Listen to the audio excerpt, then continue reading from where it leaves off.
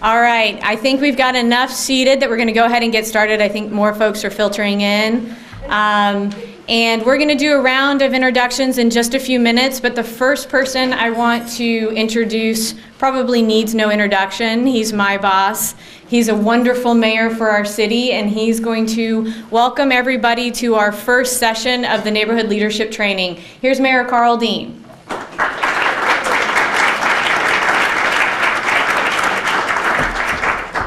Well, thank you, Courtney. I kind of knew when you said he's my boss, that was going to be a good introduction. Well, good morning and welcome to the first of 4 neighborhood leadership training sessions. And it's exciting to see this level of participation on what is going to be a beautiful Saturday in Nashville. Not only did we receive an incredible response to the neighborhood survey, but we also have about 130 different neighborhood associations represented today. And before I go any further, I want to thank and recognize a few people. Jason Potts, Councilman Potts is here with us. Thank you, Jason, for being here. Appreciate it. I also want to thank the Andrews Institute for Civic Leadership's alumni in making this training possible. Specifically, thanks to Linda Peek-Schecht and Colby Sledge for their extensive work and contributions to this training. Also, thank you to the Mayor's Office and Neighborhoods Captains who are here today. Thank you for your continual leadership and for providing mentorships to neighborhoods all over Davidson County. That connectivity is vitally important to the quality of life of Nashville residents. And finally, thank you to all of the Metro departments that will be with you as part of these trainings. The idea behind neighborhood leadership training grew out of the Mayor's Neighborhood Challenge and feedback gathered at neighborhood meetings. We learned that neighbors were interested in having more connectivity with other neighborhood associations as well as more connectivity with the metropolitan government. And many neighborhood groups asked for ideas on how to build lasting organizations that help improve the quality of life in their neighborhoods. With that in mind, the goal today is to empower neighborhoods to connect and learn from each other's experiences so that Nashville will continue to grow and progress in a smart and organized manner. I have said since the first time I ran for mayor in 2007, and because of what's going on right now in the city, I do confess I'm having flashbacks. There are 3 pitches we got to hit every day, and those pitches are public safety, education, and economic development. They're intertwined, they're interconnected, and those pitches really have not changed. We have learned that the neighborhood survey conducted last November that public safety continues to be a priority for Nashville neighborhoods. So today's session will feature the Metropolitan Nashville Police Department. Before that happens, I want to talk a moment about our city's investment in public safety. Let me begin by saying that I am incredibly proud of our police department. One of the things that, really one of the best things that happens when I get to go out all over the city and talk to folks is how proud people are of the police department and how they understand how hard our police department is working. I'm proud to say since 2007, we have invested $66 million in capital funds in the police department. There are currently 1,431 officers, which is the highest number in the city's history, and that's an increase of 171 officers since I took office. Overall, major crime is down. The city saw record low homicide numbers in the history of Metro. In 2013 with 43 homicides, and again in 2014 with 41. And my experience in life, I obviously spent 16 years of my life in the criminal justice system as a public defender, not in the defendant or anything like that, but as a public defender. And I have vivid recollections of when I was public defender in the late 90s and the early part of this century, where the homicide numbers were in 1998, I think 112. We generally average between 90 and 100, and that number has been literally more than cut in half. One death in our city as a homicide is too many. When you stop and you think of what that means, a homicide means that a citizen of our city, a person in our city has been killed by another human being in a violent criminal act. So you take no comfort from the fact that the number is 41. But I do think it's important for us to recognize that getting that number down to 41 doesn't happen by happenstance. There's a lot of different things contribute to that. There are larger demographic issues. There are changes in different things happening in our society. There are advances in medical care. But the fact is, I think that by having a fully staffed police department, a police department that is proactive, a police department that's active in neighborhoods, makes a difference. And I really believe that when you focus on an issue, when you say that it's important, when you make it a priority, you begin to see results. And I think that is what's happened in Nashville. And so I give the police a tremendous amount of credit for what they've done. We have added 2 new police precincts. We're in one of those today, which has reduced the coverage area of each of the city's 8 precincts. So the way I look at this, people say, you build a new precinct, what does that do? You build the Madison precinct, which we did and has opened up already and is operating very successfully. That reduced the coverage of the North precinct dramatically. So not only do you give better police service to Madison in that area, you give better police service to North Nashville. When you open this precinct, it has an effect on the West precinct, it has an effect on the Central precinct downtown, giving better service elsewhere. The new Madison precinct opened in January of 2014, and this new precinct, which we're meeting in today, the Midtown Hills, opened in August of last year. We also built 2 new facilities for 2 existing precincts, so they'll have even more room and more modern space. The Central precinct opened in March of 2014, and the West precinct opened in December of 2011. Once it's fully accredited, the city's first DNA crime lab will be able to process as many as 1,000 DNA cases per year, about 1/3 of which will be related to sexual assaults and other violent crimes. It's in the same facility as the Madison precinct on Myatt Drive. And when you stop, this is really important because one of the first things that happened when I got elected mayor, unrelated to my election as mayor, was a break-in at the Election Commission. I don't know if you recall that. But the Election Commission was broken into at the end of the year 2007. And this wasn't some Cary Grant movie, To Catch a Thief type of thing. This was a cat burglar. This was somebody picked up a rock and threw it through a window, climbed into the Election Commission. A laptop had been inappropriately left out. Somebody took the laptop. And unfortunately, the laptop had on it the names, addresses, and social security numbers of every voter in Davidson County, which is a good thing to have maybe if you're running for office, but not a good thing to have in the hands of a criminal. So there was a large amount of public concern and a need for something to happen. We did some things to offer people identity insurance and other things like that to take care of the immediate problem.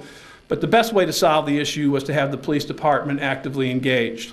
So the police go to the scene, they find glass everywhere because the window had been broken, and on a piece of glass they found blood. The burglar had cut himself when entering the building. They took that piece of glass and took it to the TBI.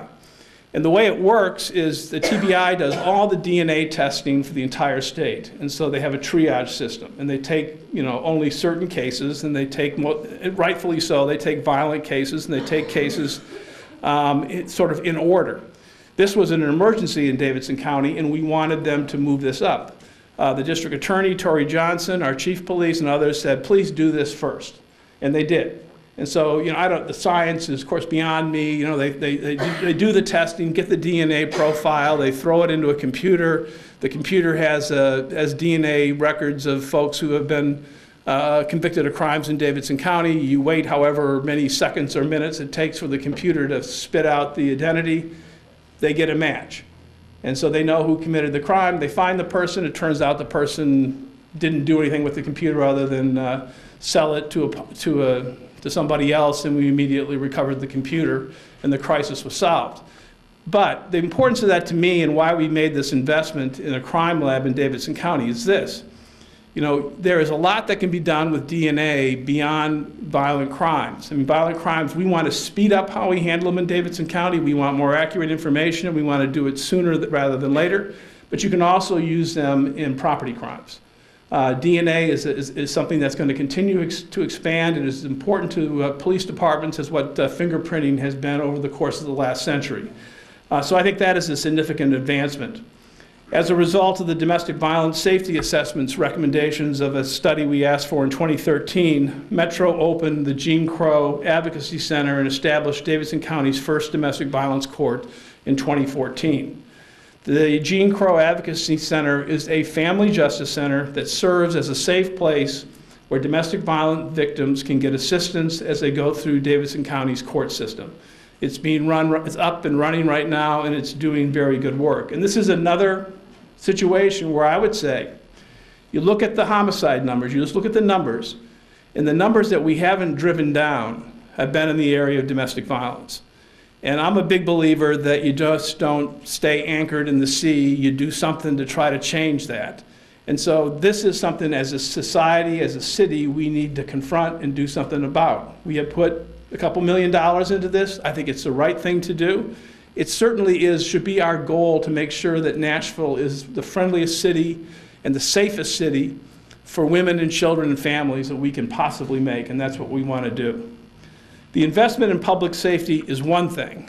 I mean, that's money, and it's going for infrastructure, it's going for equipment, it's going for things that make the department work. But one of the main reasons our Metro Police Department continues to set standards nationwide is because of the leadership within it.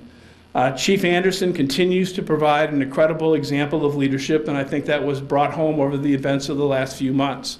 You know, Steve, I appointed him the interim police chief in May of 2010 when we were going through a flood, and he did an incredible job as the acting chief. And then I appointed him the full-time chief. And he's done a superb job of leading. He's got 33 plus years in the department. He's served in almost every leadership area. He's a lawyer, which I think is a good thing. You might disagree. But he's decisive. You don't see him running for the cameras. You just see him doing his work. And then when we had the concerns that were in demonstrations around what happened in Ferguson, which is totally understandable, and people certainly needed to express their strong opinions on that subject. I think his response was been noticed nationwide when his response was to listen. His response was to sit down, have coffee and hot chocolate with folks during the winter. And so we've had very good leadership there. He has built the Metro Nashville Police Department in a way that provides leaders for the department for years to come. You know, from my perspective, if you look at the department and you look at the future, you look at the men and women who hold the positions of commanders, deputy chief, and other leadership positions in the department, you see an incredibly strong bench. You see the folks, the men and women who are going to be the police chiefs here and elsewhere, I think, around the country in the years ahead. And this focus, that's what I mean about having priorities and focusing on things, this focus on community and building relationships is something that's going to aid our city in the future. Today, I hope you will walk away from this training with more information about building leadership within your organization. I hope you'll leave with stronger connections to other neighborhood associations and to each other. And I hope you will be able to connect with our Metro Department's liaisons and learn more about how you can work with them to accomplish your goals. I hope to see you all in the next training, which is February 21st at 9 a.m. at the Southeast Davidson County Community Center in Antioch. If you haven't been out there, it's really nice. That's an area where the city, you had a dying, dead mall, and the city made an investment in a new library, a new community center, a park, did a public-private partnership with the Predators to build 2 sheets of ice and ice rink there for the community.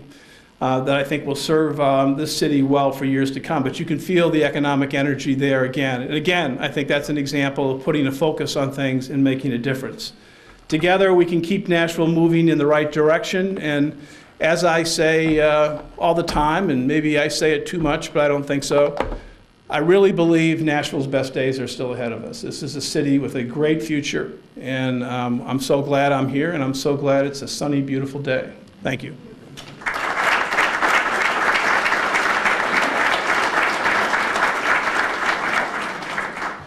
All right, thank you, Mayor Dean. We're going to put this back up on the counter here. for our presenters.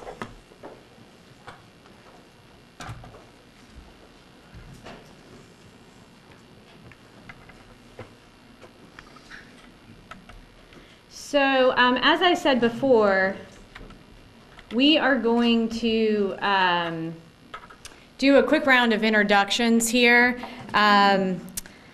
Mayor Dean, obviously, our mayor wanted to do the welcome everybody here today. But we have a great lineup of presenters here, which we're very excited about. And I'm just going to do a quick introduction of who they are and what we're doing here. And you won't hear very much from myself or from Aaron.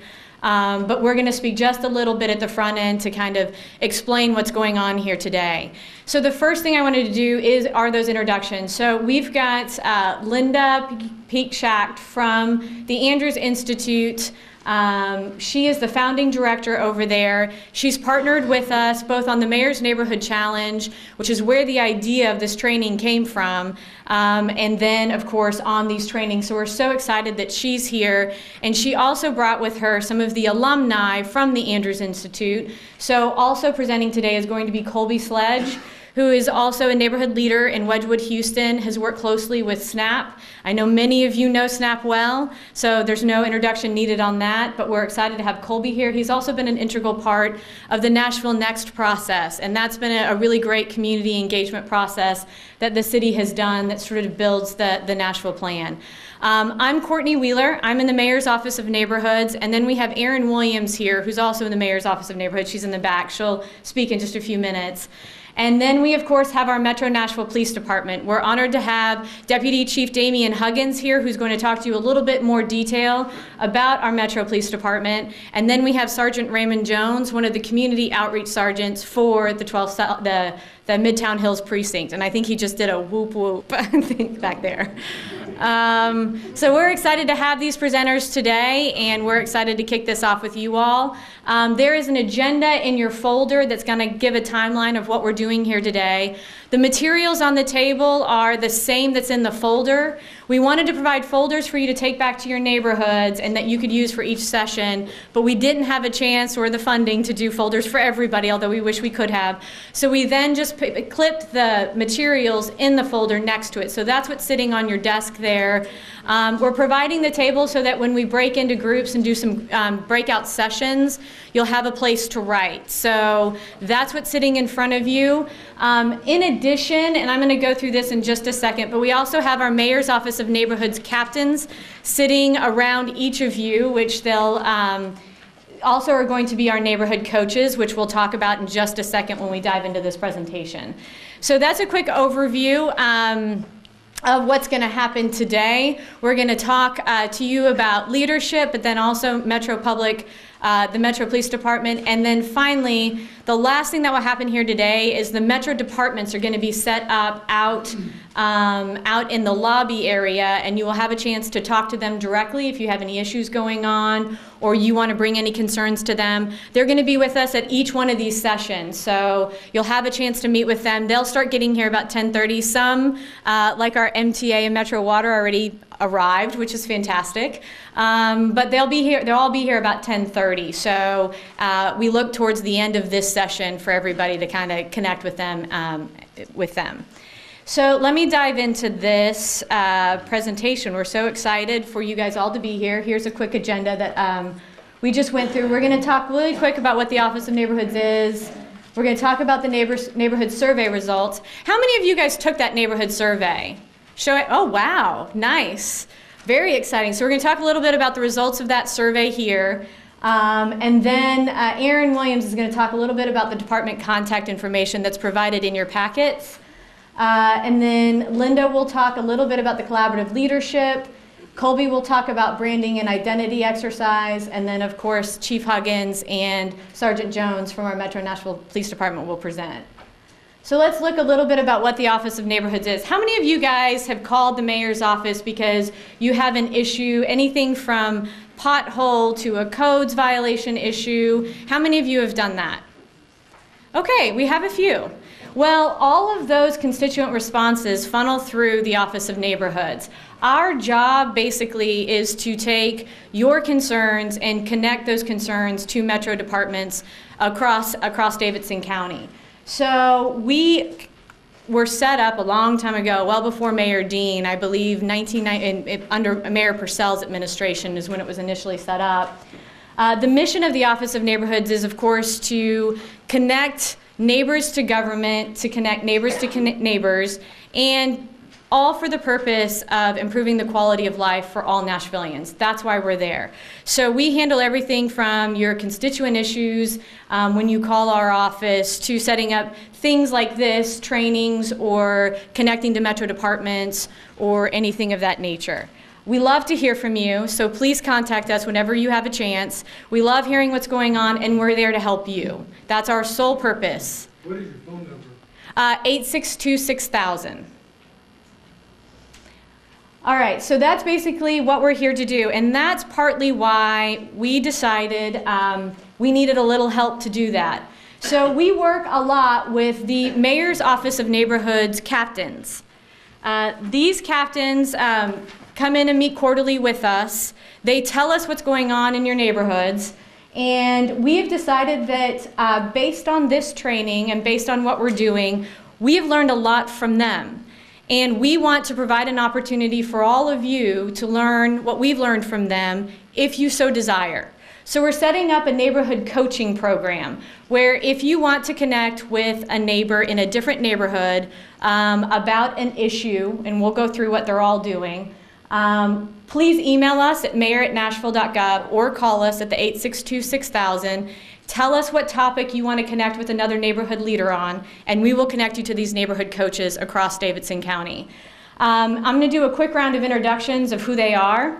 And if you guys would stand up, if you're not here, I'll just explain what they're doing. But if you're here, stand up so I can introduce you. We have first Sam McCullough, who's in the back of the room. He's Cleveland Park Neighborhood Association, and he's done a lot of work on affordable housing and other issues in his neighborhood. So if you have questions or want to connect with him on that, please do so. We have Pauline Gilson from Hermitage Allen Estates. She's done a lot of work out there on infrastructure, and she is in the nicest way possible, one of the most relentless, going to get it done people that we work with. Freddie O'Connell, who's not here right now, is going to be here at the next session. He's in the Salem Town neighborhood, and he wants to connect with you all on transit. If you have any questions about transit, MTA, he also actually serves as an MTA board member. And then we also have Ruby Baker right here, Bordeaux Hills. She has done a lot of work with her neighborhood watch group and working a lot with the Metro Police Department. So if you have questions or want to connect with her on that, Ruby has made herself available for that. We also have Sasha Mullins-Lassiter from Madison, who's actually not here, but she wants to connect on any kind of zoning issues or questions that you guys might have. We have Lindsay Cox from Salem Town Neighborhood Association as well. She does a lot of work on social media, so if you have questions on that, she's made herself available. We have Lindsay Langley from the Katy Hill Neighborhood Association, who's done a lot of branding work in traditional media and videos related to that, and has done a lot of work in the Katy Hill neighborhood, so we're excited to have her here to help with that. We have Frank True, as you guys all may know, Hip Donaldson. He is offering assistance or connecting with neighborhoods on branding and identity. We have David Morales from the Woodbine Neighborhood Association, and he's offered to connect new and old neighborhoods and really new and old neighbors, I should say, in a really incredible way, the way Woodbine has done. And then we have Andy Roberts also from Woodbine connecting government to neighbors. She's done an incredible job with that. So if you ever want to connect on any of these topics with any of these neighborhood leaders, please let us know. We're more than happy to do it. Sometimes we find that the best way to do this type of stuff is not necessarily always just answering your question from our perspective, but connecting you to a neighborhood leader who's going through the same thing that you guys are doing. So that's what we see our function partly as. All right, as we said, the neighborhood survey results that you guys all took, we're excited. We received roughly 540 responses. It was about 546 to be exact. Responses from neighbors. It was done from November 1st to November 30th, 2014. We left it open. We had in-person sheets that you could fill out. You had it online if you wanted to fill it out there. We put it up on the Nextdoor site. We put it up on our site. And that's where we got the responses from about 130 different neighborhood groups who responded. What we asked were questions like, how connected do you feel to us? How connected do you feel to each other?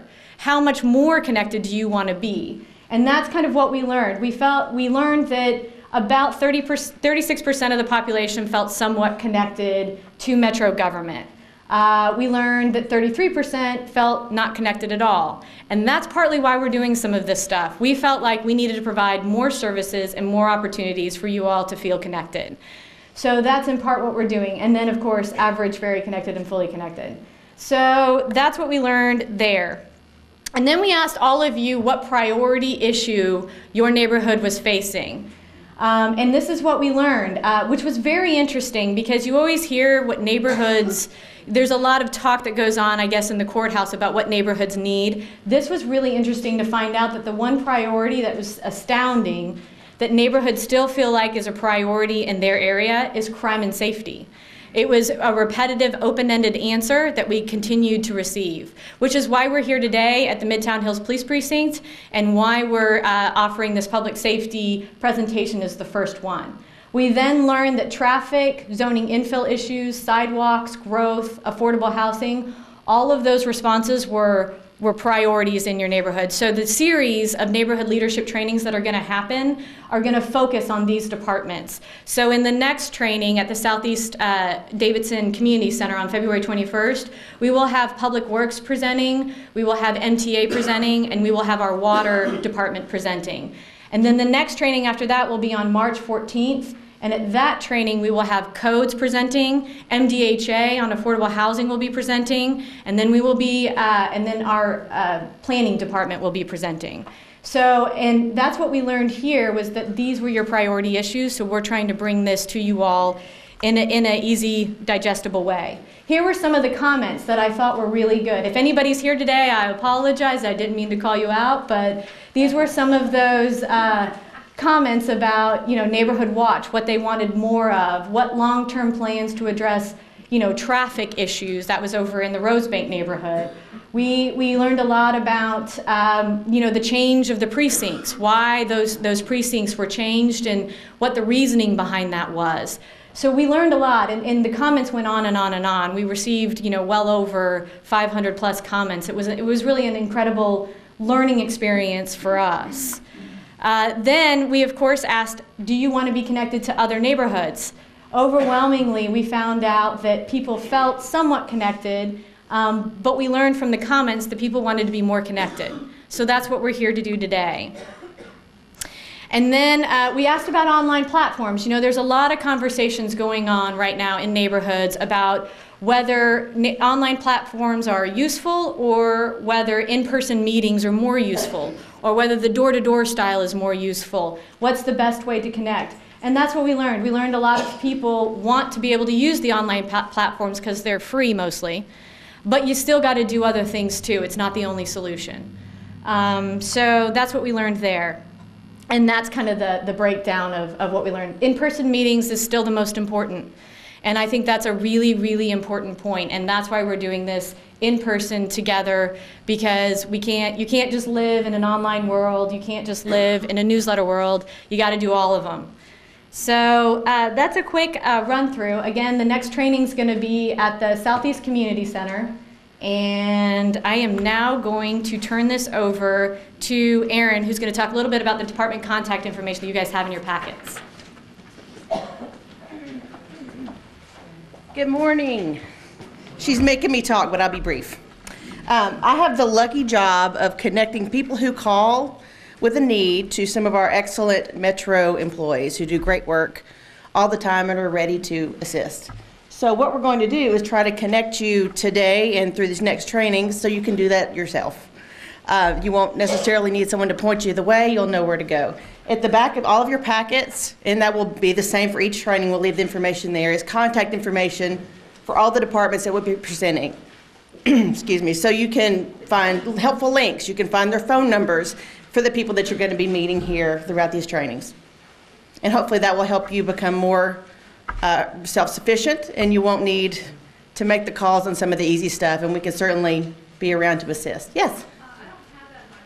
It's at the very, it should be the very back of the training, which is, I believe, on the left side, sorry. It's at the back of the PowerPoint that we're going to work through. I'll come around and find y'all and show you where we're looking. My name is Erin Williams. You can reach me at 862-6000. And our contact info is in the packet as well. I'll come around and check on you when we're done, but I'm going to go ahead and throw it to Linda to get started on the actual training here. No pressure. Well, good morning, everybody, and thank you for coming out on this beautiful day. We've had so few beautiful days lately, and we appreciate you taking this Saturday morning to join us for a little bit of learning together. I kind of hate the word training. What I want to, I hope, do with you today is share some ideas that you can take back to your neighborhoods and can work with the leaders and your community members there to build stronger neighborhoods. But first I want to thank Mayor Dean and Courtney for putting this together, and I particularly want to thank Mayor Dean, and I want to continue his baseball analogy. He talked about the 3 pitches that we have to hit out of the park every day. And I have to say that if Nashville were a baseball team, Mayor Dean is the best manager player we could have, and he has actually hit those pitches out of the ballpark almost every day for us. So he's not here, but I think we owe him and Courtney a round of applause for the work that they've done. Now, I want to talk a little bit just about the title here, because the subtitle of Neighborhood Leaders is Collaborating for Change. Now, some of you may say, well, I'm not sure we want to change anything, and I want to explain what that means. We know that there are a couple of skills that leaders need in the 21st century, and one of them is the ability to collaborate to find common ground for common good solutions. And so when we say collaborating for change, I mean, how do you take the opportunities as well as the problems that you see in your neighborhood, bring people together and either take advantage of that opportunity, as I know that Hip Donaldson has done, or address a problem and solve it, as Ruby has done. Now, who are we and why are we here? Well, the Andrews Institute is based on the idea that great communities are intentional, not accidental. Now think about that for a minute. All of you are here because you have decided to be intentional in creating stronger neighborhoods and bringing people together to take advantage of opportunities and solve problems. So, what did we do once we were established almost, it's hard to believe, 5 years ago in the name of Nelson Andrews, a terrific and very successful collaborative leader here in our city? Well, we decided that there were 3 things we needed to do. We needed to have a master's program in civic leadership, and so through that I've been able to work with SNAP because Kobe Sledge, who's here to work with you today, was a student in the first cohort. And I've been able to work with Hip Donaldson because Josh Inman, who was in the second cohort and an executive at Cummins, decided that he wanted to build on the success that you'd had out in Donaldson with your very innovative approaches to opportunities and to issues. We decided, in addition to the master's program, that to be true to our mission, we would need to train leaders, and I use that word, or bring leaders together to learn more about themselves and how to change their community at the neighborhood, the city, and the state level. We decided not to take on the federal government at this point. Now, how are we doing that? Well, first, we decided there are certain issues that citizens need to know about, and so we started Citizen Leadership Academies, and the first one was around transit, and the next one will be around the arts. And the other thing we decided we needed to do was community leadership programs. And that extends from the neighborhood work we're doing with you here today all the way to Leadership Tennessee, which brings together business, government, and nonprofit leaders from across the state. And that's a good place for me to describe what civic leadership means to us. It means the kind of leadership that happens when business, government, and nonprofit leaders come together to find common ground and create common good solutions to the issues and opportunities facing them. I want you to take a minute, turn to the person with you, and think about those three areas: government, nonprofit, and business leaders. And I want you to say, if you will, exchange ideas on who those leaders are in your neighborhood, because we're going to be talking about how you can bring them together in just a few minutes. So just take a couple of minutes. Who are the business, the government, and the nonprofit leaders in your neighborhood or in the region of the city that you want to access to help bring about change in your community? 2 minutes. Oh, okay, good, very good. And I had asked them.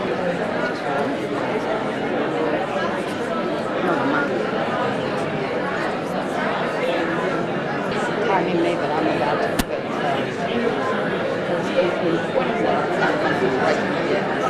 to. Now, what does that tell you? I mean, I was excited. I wanted you to keep going, but we'll be here all day if I let you do that. And we do have some other exercises we want you to do based on those assets in your community that you just were talking about. Now, does one neighborhood want to tell me some of the people that they identified in their neighborhood in those three categories? Business, government, nonprofit?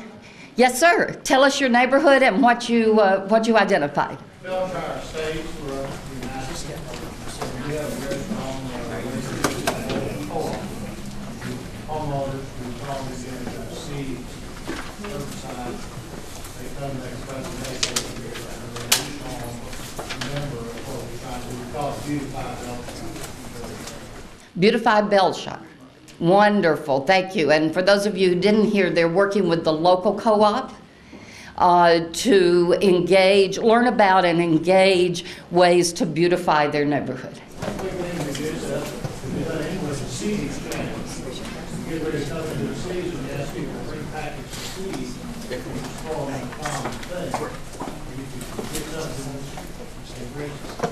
That's terrific. I mean, as the daughter of an extension agent, I love the idea of a seed exchange that they're using in their neighborhood. And one of the things that Colby's going to talk about is identifying the assets that you have in your neighborhood. And y'all have done a great job at doing that with that project. Okay. The slide says Teddy Roosevelt was right. What do I mean by that? Well, in a speech that he gave during his presidency, he made the case that it is not the critic who counts. That's the first line of the quote. It's not the critic who counts. Now, how many of you have critics of your leadership in your community? Right, okay. It's not the critic who counts. Teddy Roosevelt says it's the man or the woman, I'm taking liberties here, the man or the woman in the arena. And he goes on to say, who, if he fails, fails while daring greatly. So I want to challenge you that you are in the arena and you are daring greatly because you are here today to learn more about how to bring success to your neighborhood. So keep that in mind, and keep in mind that first line. It is not the critic who counts. Okay. So why is it so good to be a neighborhood leader in the 21st century? Well, because of what we just talked about. More than ever, businesses, government, nonprofit leaders, educators are seeing that the only way to bring about change, and you are at the very basic level of change. There's a reason mayors get more done. They're closer to the ground than governors and presidents. And there's a reason you as neighborhood leaders can get more done, because you are close to the ground in your neighborhood. And now you know that there is a growing trend that the way we solve solutions, that way we develop solutions, is not just through government. With all due respect to all of the resources you're going to hear about, you, as non-government people, are really the folks who have to access all of the resources available to you: government, business, and nonprofit. That's one reason that it's great to be a leader in the 21st century. But what does that mean, really? I mean, let's go back to basics. I mean, what does it mean for your neighborhood? Well, there are things that have changed, and I just mentioned some of them. There's the whole notion of new models of government, of innovation that bring corporations into things like the Neighborhood Challenge to be healthy. The challenge that Coca-Cola supported that was between Charlotte and here on who could get the healthiest in a certain period of time. So new models of government that are engaging with other resources. There's collective impact, the notion of collective impact that our Center for Nonprofit Management here is really advancing in Nashville. And if you haven't worked with the Center for Nonprofit Management and their development of our nonprofits here in the city, you need to know about it. And you need to know about Louis Levine and Kim Carpenter Drake there at the Center for Nonprofit Management. Collective impact to them and to us means that you decide on your goals and everyone, business, government, nonprofit, focuses on a solution and all of their efforts are toward a solution that gets results. How many of you have undertaken projects where it kept you busy, but it didn't really get the result you wanted? Come on, everybody in the room, right? You've been busy, you've gotten everybody working, but the result really wasn't there. Well, collective impact is about let's all pull together and measure the results at the end. Corporate social responsibility. I just mentioned Coca-Cola. Many of the corporations here in our city, including Josh Inman and Bridgestone supporting Hip Donaldson, have now a commitment to community. You need to know what's the focus of Cummings if you're in Donaldson. What's the focus of their community work, and do you fit into it? What's the focus of Bridgestone, also in Donaldson but soon to be downtown? I'm sorry. Sorry for Donaldson, good for downtown. But what's the focus of their corporate social responsibility areas, and does it fit with you? Does it fit with you? And that goes all the way down to mid-size and smaller companies. The notion of corporate social responsibility is that every company has core competencies that they can give back to the community. Core competencies. So if they are a weatherizing company, what can they do? They can help come into your community and help weatherize homes. And I won't go, you can think about businesses in Nashville, not necessarily only in your community, that you can work with to achieve some of the opportunities and problems that you have. Disruptive philanthropy.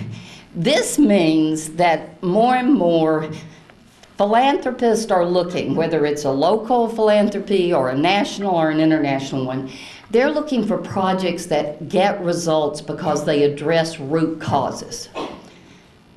Now, what's a root cause? Well, a food bank gives food to people who are hungry. A root cause is looking at why they're hungry.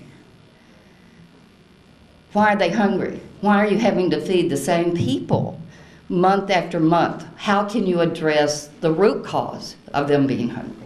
And then finally, technology, and I love what Courtney said. Technology is a tool that helps us connect better and that we need to use because it is the way of communication for so many people in the 21st century. But it does not replace face-to-face communication. Malcolm Gladwell, who wrote The Tipping Point and other books, and many of you may have read, Malcolm Gladwell wrote a very controversial article arguing that there is no way you can bring about neighborhood and social change using only technology. He said, he called it small change, and he said that what we are doing now with what has been called the Twitter revolution will never change people the way the training in the church basements in the South in the 1960s changed civil rights. Why? Because those people were connected by meeting together, learning together, and if they had had technology, they would use it, but they would know that they still had to meet face to face.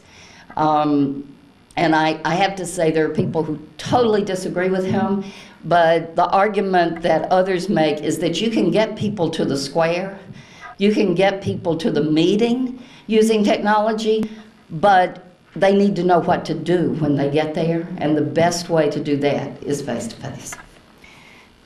The thing that's going to guide our work together is the work of Marshall Gantz, one of the great community organizers of our time. He worked with Cesar Chavez in California, all the way up to working with people in healthcare right now. He's a professor at Harvard now, went back in his 50s from organizing with Cesar Chavez to get his PhD, and now teaches organizing for leaders at Harvard. He has a very simple way of looking at how we organize ourselves and how we bring about change. And that is the notion of a public narrative. And we're going to get back to it in a minute. But that public narrative answers three questions. Who am I? That is the leader yourself. Who am I? The story of self. Second, who are we?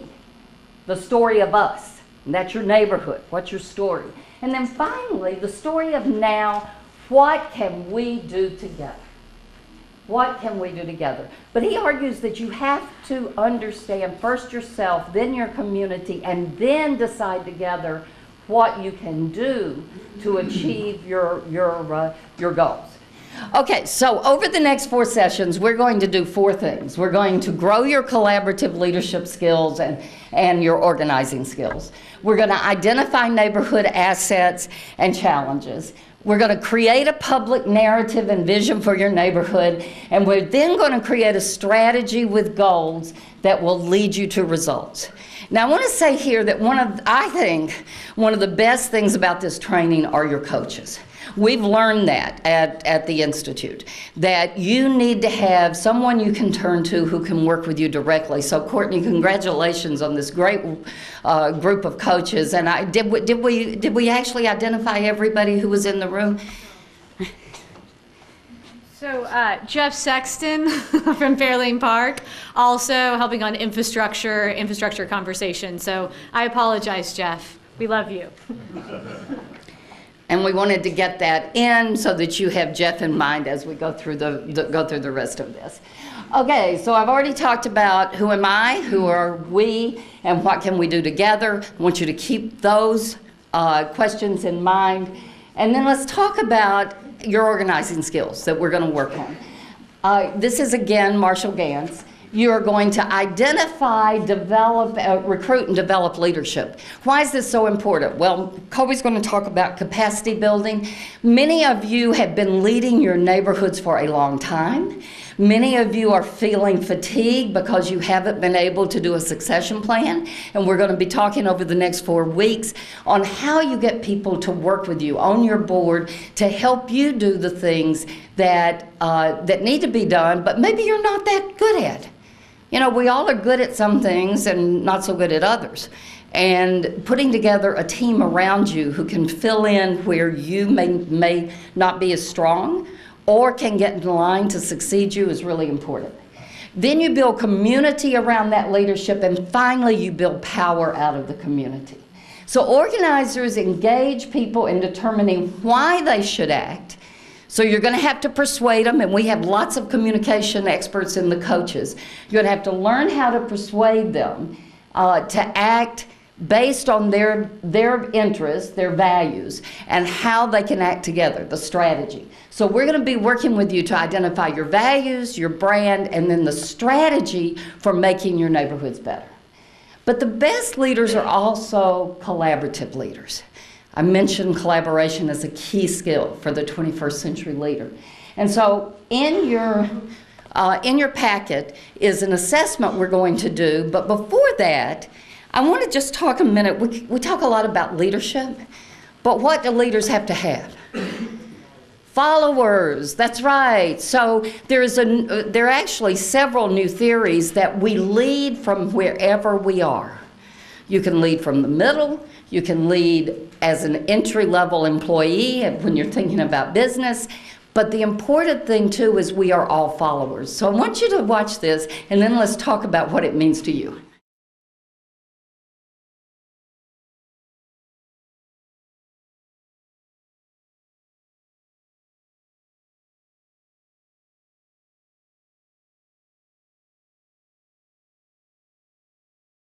So how many of you feel like the shirtless guy? Right, waiting for that first follower to come in. How many of you think now maybe you need to be a first follower around some people in your neighborhood, or at least need to identify a first follower that you bring in and embrace as an equal? Remember what they said in the video? The leader embraces the first follower as an equal. But the other thing is, a leader's easy to follow. And one of the things we're going to talk about as we move through the training all the way through the 4 weeks is how do you articulate the goals of the community as a leader so that everyone understands their role and you are easy to follow. Now, I'm giving you a brief overview of what we're going to do. Obviously, we're going to dig deeper into this as we move forward. Okay, so what is collaborative leadership? It's when people with different views and perspectives come together and set aside their narrow self-interest. It is evidence-based, going back to that results idea. You need to start with the facts. If you don't start with the facts, you may jump to a solution that is not going to produce results. And it involves multiple stakeholders, those business, government, nonprofit leaders I talked about, who share a common interest. Now, what do collaborative leaders do? Well, first, they are open in their discussions.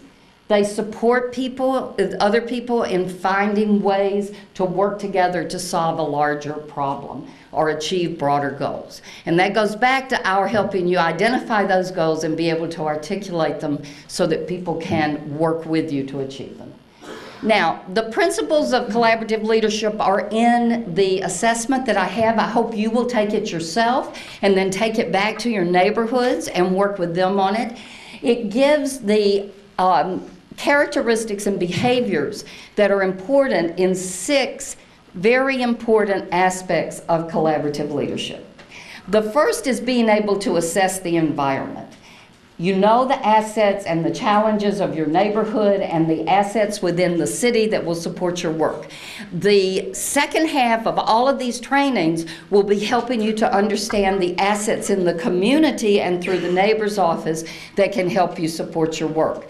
But leaders, collaborative leaders, know how to reach across boundaries, find those assets, and also how to assess the environment in their neighborhood to see what assets they have, just as finding the co-op and sharing the seeds is a good example of doing that. The second thing is, and the academic term around this that you'll see in your handout is developing clarity through visioning and mobilizing. The way I say that for our students and for you is that you have a clear vision for your neighborhood, and everyone knows their roles in achieving it so that you can mobilize. The third is that you create safe spaces for forming shared purpose and action. Now, you may decide that the meetings you're having right now aren't set up to be that safe place. And we and the coaches can work with you to figure out what's worked in creating safe spaces for that kind of conversation and a civil discussion of what needs to be done in the community and how you can have shared purpose and action for that. The last 3, and we're only going to talk about the first 2 today. The last 3 are you share power and influence. This is really tough sometimes, but that video shows what happens when you do share power and influence, right? So we're going to talk about ways to do that. We're going to talk about developing people in your neighborhood through mentoring coaching, just as you are going to access the coaches that are available. And then finally, and this I would encourage you to do, for those of you who are planning to be with us for the next 4 weeks, I encourage you to keep a leadership journal. walk away today and start either in your phone, some of you like to write longhand, but just put down a couple of paragraphs about what you took away from today that you want to apply going forward. And the self-reflection for this particular session will also come from the collaborative leadership assessments I'm asking you personally to fill out, and then over time to share with your neighborhood. Does everybody see those in your packet? It's got a title page that says collaborative leadership.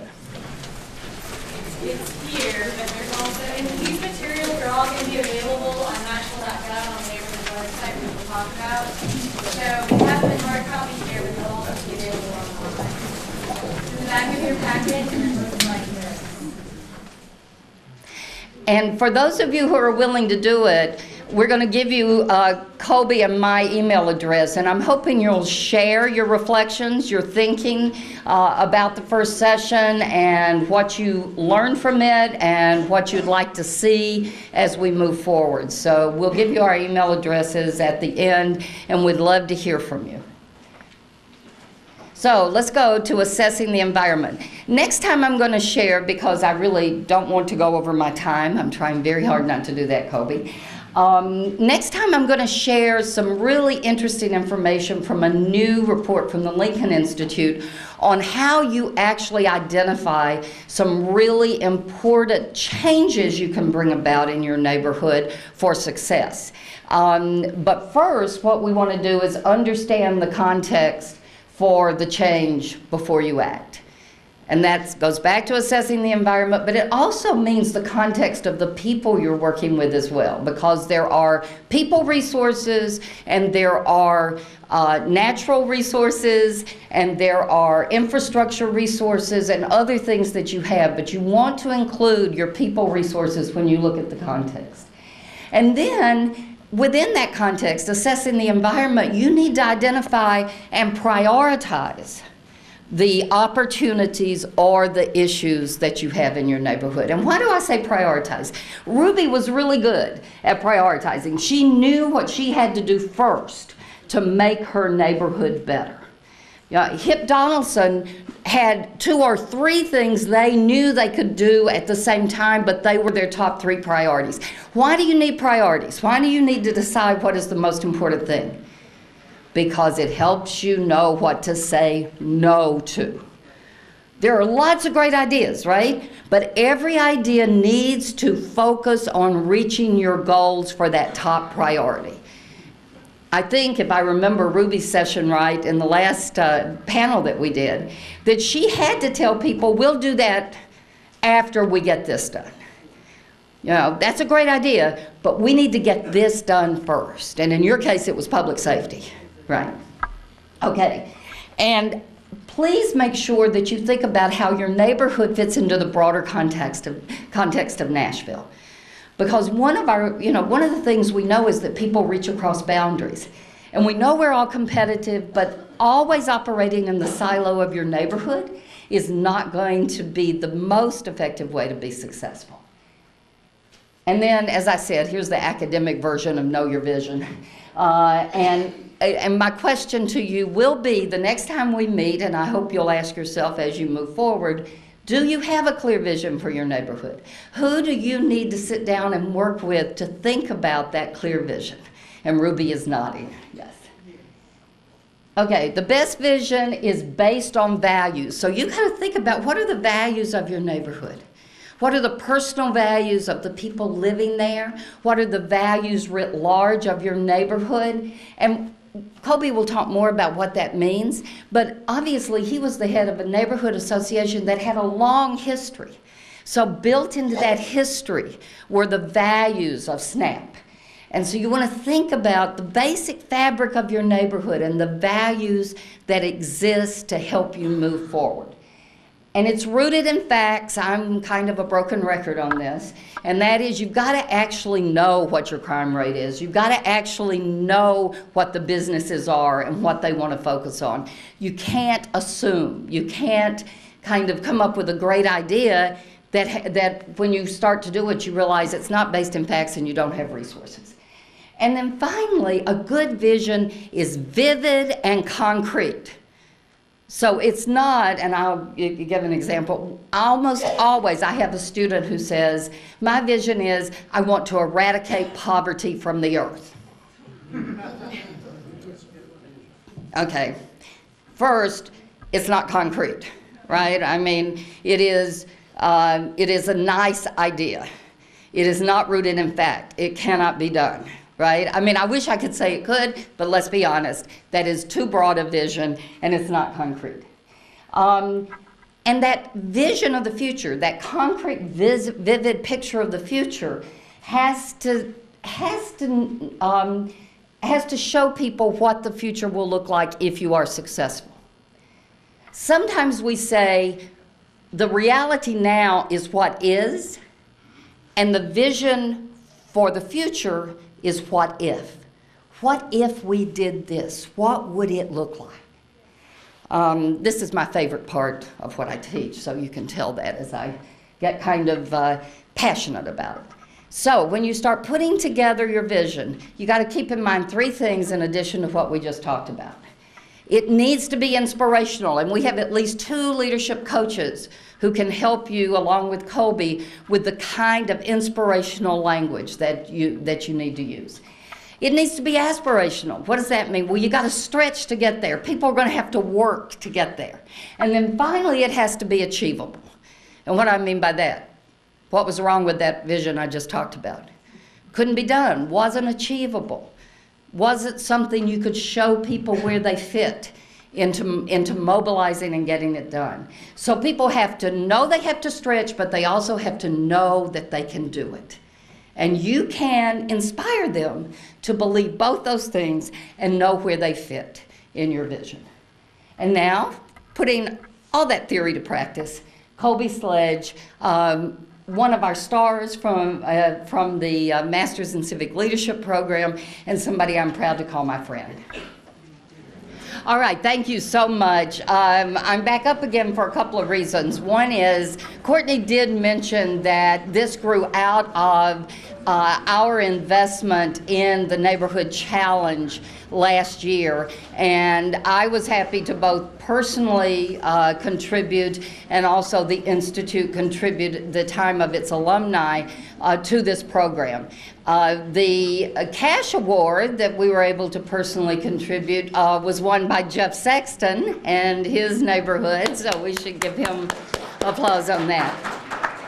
One reason that I wanted to invest in this and the Institute wanted to invest in this is that we believe so strongly that our students do not stop learning or serving when they graduate. Their projects that they do, I didn't do that, just for what? I didn't counterfeit.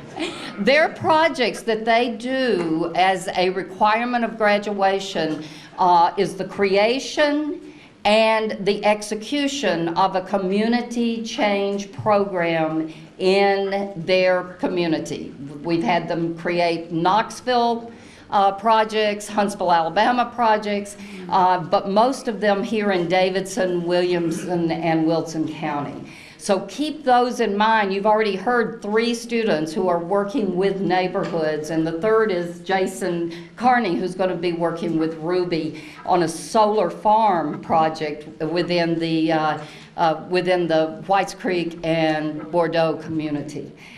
I'm taking the time to do all this and to tell you why we're so proud of our alumni who are going to be involved throughout the training, because I also want to introduce someone who is here representing her neighborhood, but I didn't see until just a few minutes ago, and that is our academic director for the master's program at the Andrews Institute, Dr. Michelle Steele. So Michelle, thank you for being here for your community and also in support of our students.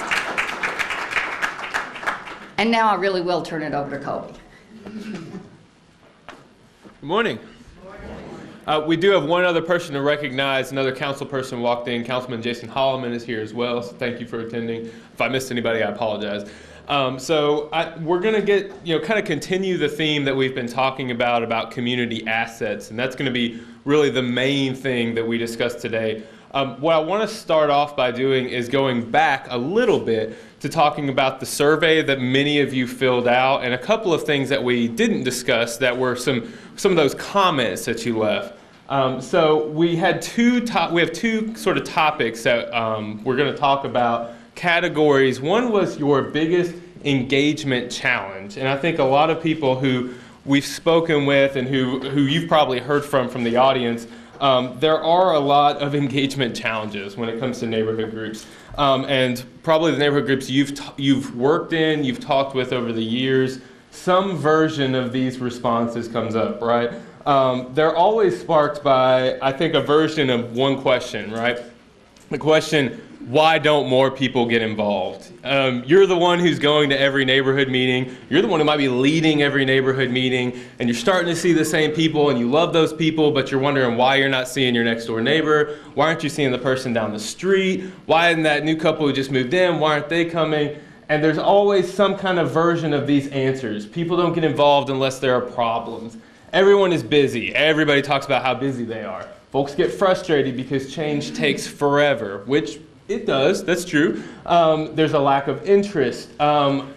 People need to be heard and heeded. We need to encourage everyone to take ownership and think proactively. That's a big one that we're going to talk about in a few minutes. And then there's communication. We talked a little bit about everybody wanting to be engaged online, or the vast majority of us being willing to use online tools. But within these comments, a lot of people also said, we have to have face-to-face interaction. Some of my neighbors don't use online tools. Some of my neighbors just don't even have the access to those online tools. So being able to communicate in a variety of formats is often a challenge for neighborhoods to get more people and more groups of people engaged. And then the one that came up a lot was a variety of demographic differences. Now, I kind of lumped a lot of stuff together because some of your neighborhoods are dealing with an influx of people who might be new to town. They might be new to Nashville or the area. They don't know a lot about what's going on. And maybe getting involved in sort of the nitty-gritty of their neighborhood is not the first thing on their list. It's like getting cable is like the first thing on their list. You might have people who honestly are not native English speakers. There are people who are coming from other countries. And some of you are nodding your heads because there's a clear gap there, right? There's a clear difficulty in how we're able to communicate among those demographics. And then we also have demographic differences just from ages, from people who have just bought their first home to people who have maybe lived in the same neighborhood for decades. And how do you mesh those audiences? How do you get people talking about the same sorts of things so that we're able to at least start from common ground? So keep in mind a lot of that, the fact that there's an issue maybe that needs to be addressed in a lot of these. People are rallying around some sort of problem, something that they know that's been going on in their neighborhood a lot. And they want to know how they get more people to care, right? Just they want more people to care the same way that all of you do. I'm going to flip to the other question that we asked. What is your proudest accomplishment? A lot of you had some very specific accomplishments that you had in your neighborhood. And the question was over the last year, what was your proudest accomplishment? Before we talk about a few of these, there were several people who wrote a pretty heartbreaking answer, and the answer was nothing. That they said nothing happened in their neighborhood over the last year. If you feel that way, if that was something, I hope that from our presentations today and from the series of presentations, that you'll be able to start identifying things that you did. If you got 3 people in a room to talk about anything in your neighborhood, you did accomplish something. You absolutely accomplished something because you got people together caring about a common issue. So please know that if you did feel like nothing happened, we hope that that changes, obviously, but there may be things that we just felt like nothing happened because we didn't get to the end result yet. We'll get there. It's just getting that started is an accomplishment. A lot of people talked about social events. A lot of people mentioned Night Out Against Crime, which is awesome. A lot of people mentioned festivals or something that your neighborhood is kind of known for, which was great. I mean, again, accomplishment of getting people together.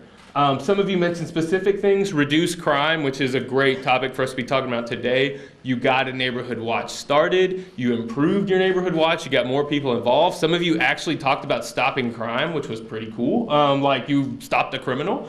There were certain issues about zoning or rezoning, which is a huge thing, right? Like that's months of work, which was an incredible accomplishment. But then some of you said, we took a weekend, we cleaned up the neighborhood, we cleaned up an alley, we cleaned up a street, a property that had been a problem. Again, getting people together for a common goal. I put these last two in here because basically everybody who lived in Germantown mentioned Oktoberfest. It was like the thing. I think they would want Oktoberfest for the entire month of October if they could.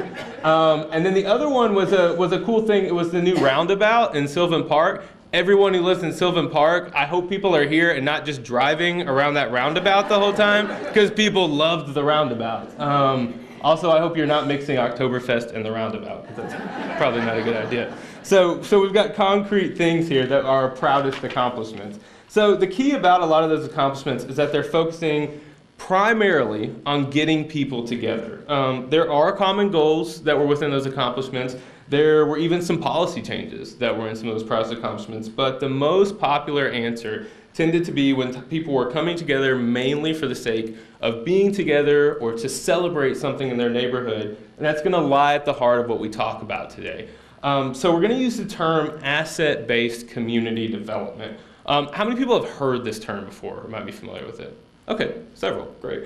We're going to hit three main parts of it. We're going to define it here in a minute and talk about the kinds of assets that are in asset-based community development. We'll talk a little bit about the difference between community organizing and issue organizing. Both are very important. Asset-based community development comes a little more on that front end, on the community organizing. And then we're going to talk about identifying and mapping assets within your community and how that helps us identify who we are as a neighborhood, how we create an identity for our neighborhood based on those assets. So, first off, the definition of asset-based community development. I'll just read this out and we'll explain a little bit where it comes from. Asset-based community development builds on the assets that are already found in the community and mobilizes individuals, associations, and institutions to come together to build on their assets, and this last part is important, not concentrate on their needs. That's not to say that needs aren't important. They're very important. But what it starts at is our assets. That comes from John McKnight. He's the co-director of the Asset-Based Community Development Institute at Northwestern University. John McKnight was actually here in Nashville a few years ago and talked a lot about this. And he runs this institute and has a ton of materials online. We'll talk about a couple of those. But I would encourage you to go and just search asset-based community development, and you'll find just tons of resources, workbooks, and different stuff that centers around all different kinds of assets, businesses, cultural institutions, and how you integrate those into your community organizing. So let's talk about kind of what those different assets are. So when John McKnight talks about assets, he talks about basically 5 areas of resources or categories of assets that a community could identify and build upon. Luckily, the first category that we have applies to all of us. It's individuals. I think sometimes when we think about neighborhood organizing, we think about like the neighborhood in this very big sort of abstract sense. We think about the name of our neighborhood, we think about maybe the boundaries of it, but we don't think as much about the people who are in it, who make up that neighborhood. And we think about what we're good at, and we think about what our neighbors are good at, but we don't put that into the context of how could those gifts and how could those capabilities be used for the betterment of our neighborhoods. And a lot of times, even addressing those needs that we're not focused on, but it can help us solve some of those problems that we tend to get stuck on. So this is going to be the first little interaction session that I'd like. If you wouldn't mind, turn it to your neighbor. You might know your neighbor, you might not in here. If you'll tell them a little bit about yourself and tell them what you feel like is a couple of your gifts or your assets, so we can learn a little bit about just what we think we're good at. Just take a minute to do that.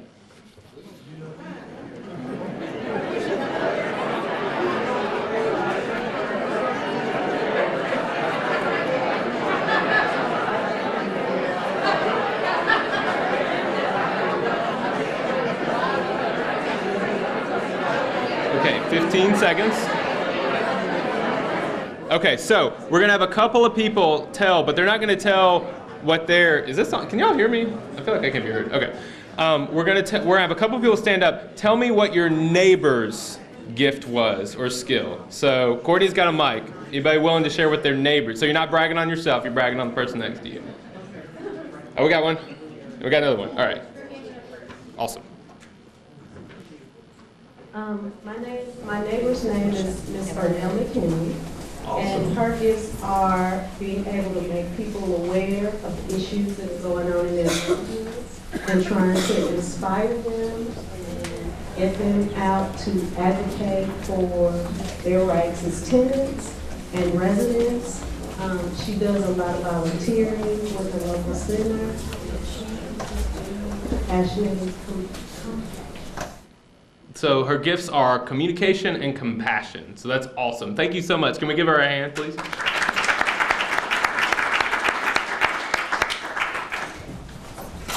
Formed what I would call a really good homeowner relationship with the police department when we talk about police here today.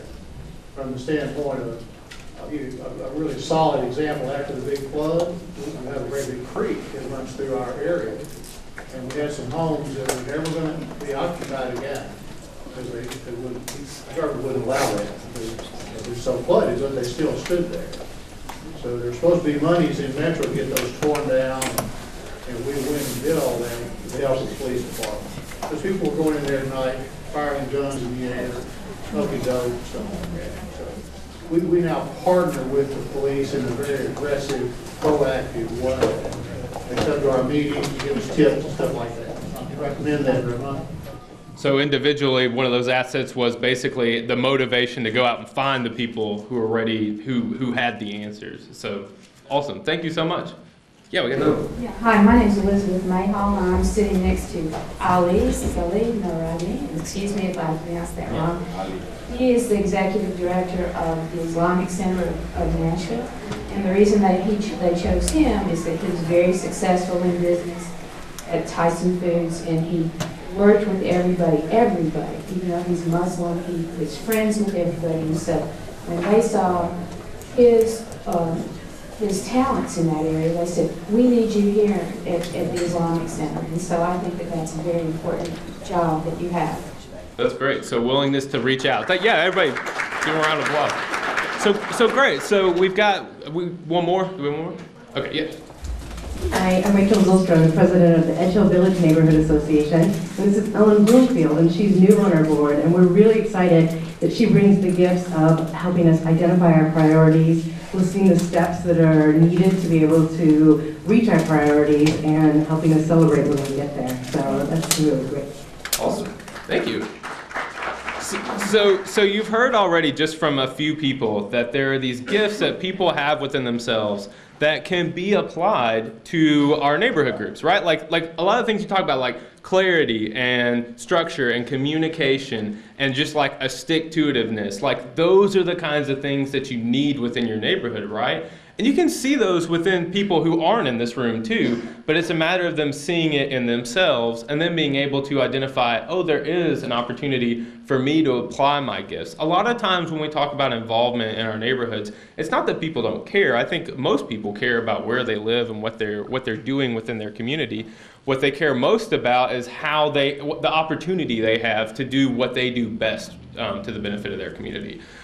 So individual gifts. Then we talk about associations, which all of you are likely a part of when it comes to your neighborhood organization.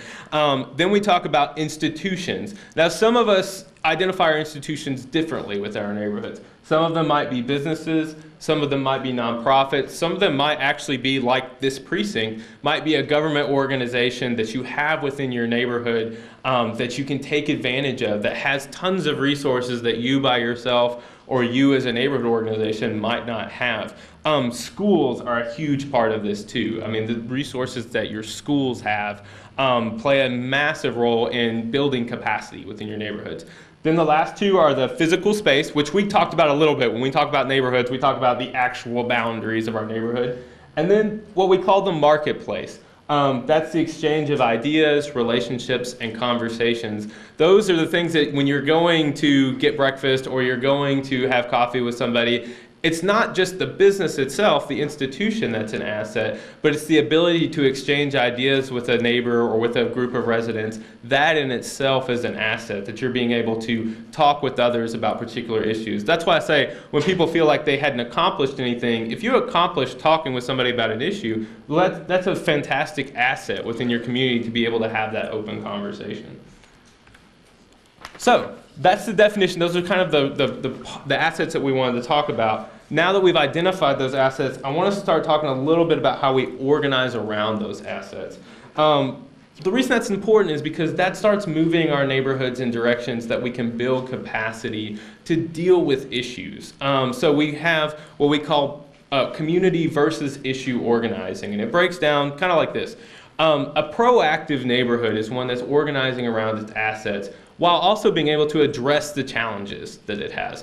And one thing I like to say is that proactive neighborhoods also react faster. Proactive neighborhoods are able to react because they've built the capacity to be able to have the resources and know how to react. So for instance, if you have an issue in your neighborhood where I think a lot of our neighborhoods, one of the top issues was development or rezoning or infill. When we build capacity in our neighborhoods to be able to say, okay, there are certain people who are very passionate about this issue, who have the gift of being able to talk to different businesses or different developers or different neighbors about these issues, then when infill development happens or when there's potential for rezoning or all these different issues, you have the capacity in place so that if something, I think, who's gotten the yellow card of doom in their mailbox, the one that says, something is coming to your neighborhood. Well, when that happens, it's not that way. The first reaction isn't what is this or what are we going to do with this? It's okay, I know that there are people within my neighborhood that we're going to be able to go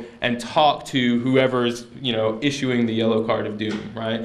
So that's being proactive to build the capacity so that you can react appropriately and for the best interest of your neighborhood when something happens. How do you build that capacity? Well, you build goodwill and you build that trust for when you might come up against challenges or tough times. That gets back to some of your proudest accomplishments, right? Your festivals, your nights out against crime, the kinds of things that your neighborhood rallies around because they're great positive things that everybody can get behind. When you build that capacity and that goodwill, that way when something not so great happens, and John McKnight talks about, there are times of tragedy in our neighborhood, things happen, that we're able to rally around each other and get through those times of tragedy and begin to build again toward something great, toward the capacity that we're looking for.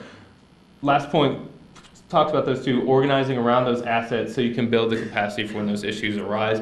There are peaks and valleys in our neighborhoods. A lot of times I think we feel like we're in a valley for a very, very long time. The important thing here is identifying those peaks so that you can build the sort of encouragement and excitement in your neighborhood. So when something bad happens, you can put it in context. I think Linda talked a lot about a contextual leadership. That way we're not always so focused on this is a crisis, this is a crisis, this is a crisis. We're realistic about it, but then we know that we've got the capacity to deal with those issues. Oh. I'm going to run into that same issue. We're going to go like 14 slides in. Sorry. There we go. Awesome. Okay. So the last bit that we're going to get together and talk about a little bit more is this. If we're willing to build around our assets, then we have to be able to identify what those assets are, right? So we talked a little bit about the assets within us. But when somebody asks you about your neighborhood, do you generally tell them that you're really good at talking to people or that you're great at building a business? No, you talk about your neighborhood as a whole, right? And the first thing that you tell people is, where you live. You define what your neighborhood is. When I was talking to people this morning, they tell me their neighborhood, and the first thing I would ask is, oh, where is that? Oh, what does that neighborhood name mean? So what I'd like you to do is ask each other what neighborhood you're a part of and see how the other person responds when they describe what their neighborhood is. Do they describe it in geographic terms? Do they describe it, oh, it's near such and such, maybe an asset, maybe something else? See how they talk about their neighborhood and take a couple of minutes and learn about each other's neighborhoods.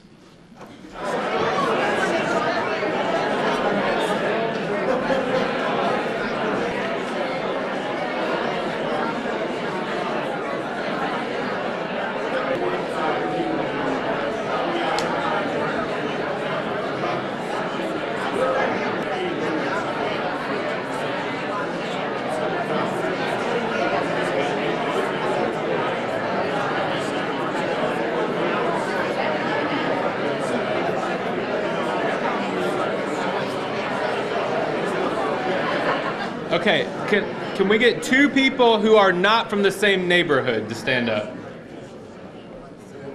2 people not from the same neighborhood. Oh man, y'all seem so proud of your neighborhoods just a minute ago. Okay, yeah, okay, we got somebody and whoever was next to her. Where I'm from, I'll say Nashville Road, Thompson Lane, because that is a focal point of Woodbine, Glencliff, and Bradford. Okay.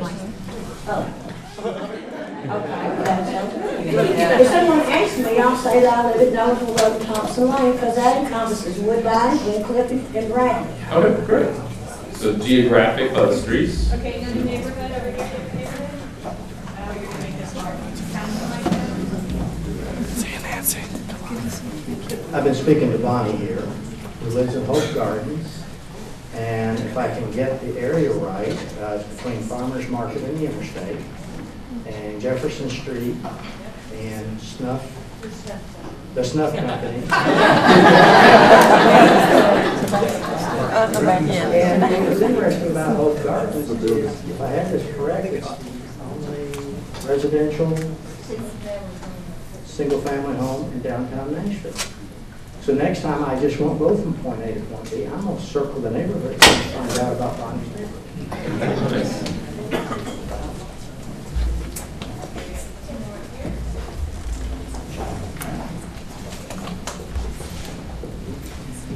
Hi, my name is Ruby Baker, and I want to introduce Matthew Strader. He is with the Katy Hill Association. That's right adjacent to, right off of, It actually connects. let me let him tell you about his neighborhood. It's the best kept secret. And then I'll hand it off back to her. We're Katy Hill, and we really connect East Nashville, Germantown, downtown Nashville, and Whites Creek.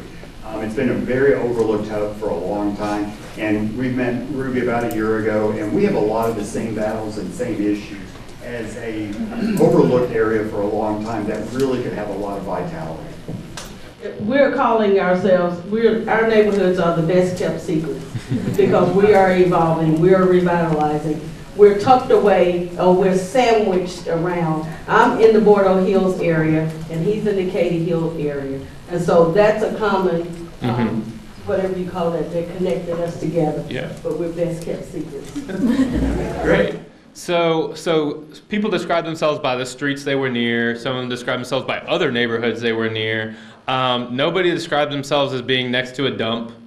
Nobody else described them as being next to, oh, well, keep your hands down if you did. But nobody described themselves as being next to like a pile of tires or like, hey, when you get to the place with all the broken windows, that's where we live, right? Like nobody said these negative these negative identifications, right? Most of you either said geographic or there was a landmark that everybody knew that they identified as some sort of asset in the community. That's why we talk about asset-based community development, because that's how we talk about our neighborhoods to others, right? Often the conversation within our neighborhoods is very different than the conversation that happens when we're telling others about our neighborhood. Sometimes we're a lot more positive to other people who have no idea what our neighborhood is or where it is. And then inside it's like, oh, we got to fix this street and this stop sign's down and everything's going wrong on this alley. We can bring in a little bit more of what we're talking about when we talk about our assets into the conversation that we have inside our neighborhoods. I like to talk a lot about what makes you want to live in your neighborhood. Remind each other what makes you want to live in that neighborhood. What would you say if you wanted to get your best friend to move next door? If your best friend already lives next door, you've done a great accomplishment. But what would you tell someone who you would love to be your neighbor? How would you sell that neighborhood to that person? Those are the kinds of things we talk about when we start talking about assets. When we talk about those assets, it helps us create our identity, because ultimately we want to rally around the great things about our neighborhood. We want to be able to tell others, I live in a fantastic neighborhood and here's why. And when you create that identity based on your assets, then you start to build capacity, because people want to be part of a great thing, whether you're dancing shirtless or you have something awesome in your neighborhood. And then when you're building that capacity, you start getting more people involved that capacity loops back around, and all of a sudden you start discovering more assets. You start discovering that there are people in your neighborhood who are able to bake like nobody else, and all of a sudden you have a bake sale for your neighborhood and everybody's coming out because they're enjoying it. Or you find out that there's somebody who has this great gift of communication and they're able to spend time with other neighbors in your neighborhood who might not have anybody to talk to. And you start creating more of an identity for yourself, and you start creating more capacity. It's a cyclical thing. So when we go through the next few weeks, we're going to be building upon that. We're going to be building upon creating, identifying our assets, creating that identity, and then ultimately building capacity. There's one thing in your packet here that'll help you kind of get started on thinking of those ideas. It's this little thing that says neighborhood identity, creating core messages and reinforcing them with activities and communication. Just a 2-page thing. But it does give us a little bit of an idea of if we start thinking about what is like the mission statement of our neighborhood, or that, as it's put in here, a core message, what are some things we can do to start building capacity within that? And there's also, I think, some great examples in here of getting that conversation of what we might talk about our needs within our neighborhood, and then turning that into a conversation about the assets we have to address those needs. We'll also post one other thing that we didn't print out, it's not in your packets, that's a workbook that you can take to your neighborhoods and walk through exactly what we just walked through, identifying assets within yourself, assets within your neighborhood, and then starting to think about how you incorporate those assets and build your community. So I really appreciate everyone's time, attention, and just your attendance. Thank you so much for spending it here with us this morning, and I will introduce the police department. Thank you.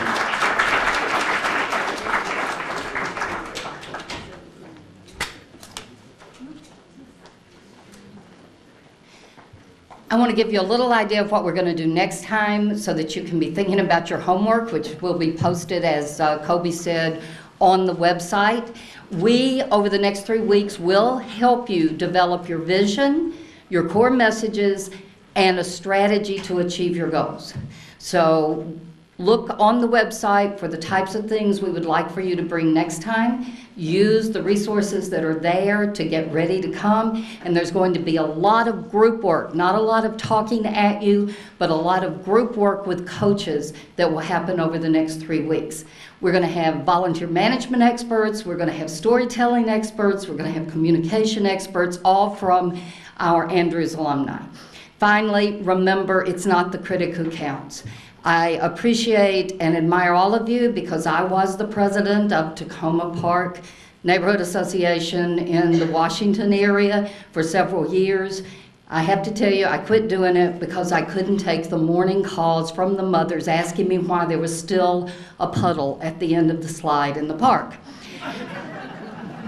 So I admire all of you because I'm sure you actually fill that puddle and make everybody happy. Thank you so much.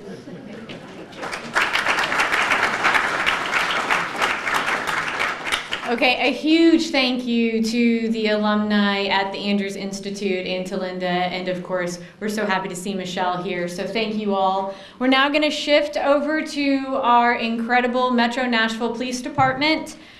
We have first coming up Deputy Chief Damian Huggins, who is truly incredible, and we'll talk to you a little bit about their program.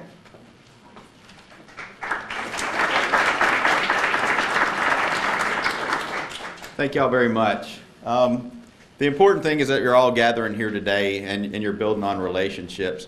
I'm going to go over some slides real quick that talk about what the police department does, particularly internally, and how we get to where we're at as far as addressing crimes. But it's all going to kind of lead up to a summary that tells you that no matter what we're doing internally, that we think a piece of the puzzle in reducing crime and increasing quality of life is that community part, that external part, the things that we don't directly influence from our police perspectives of identifying crime and crime trends, but what you identify as the important things in your community that we should be addressing. How do we collaborate? How do we work with the leaders in our community? How do we extend the things that you do, complement what y'all do? I saw a slide that said asset assessment for the communities. We should be an asset for you.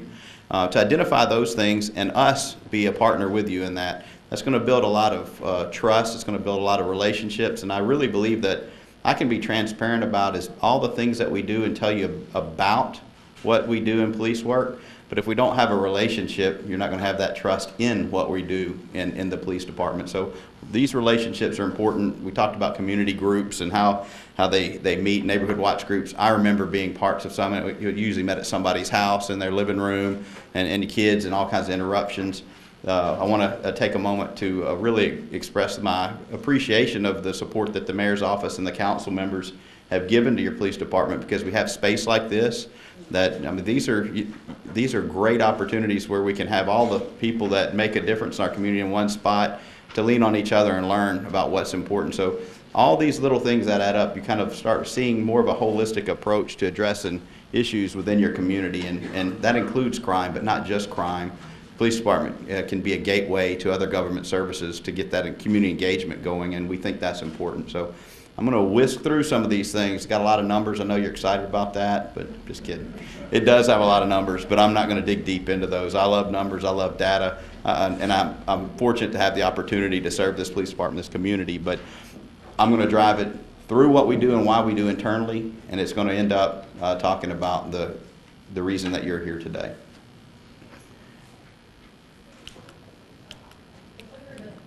All right, it doesn't work. Here we go.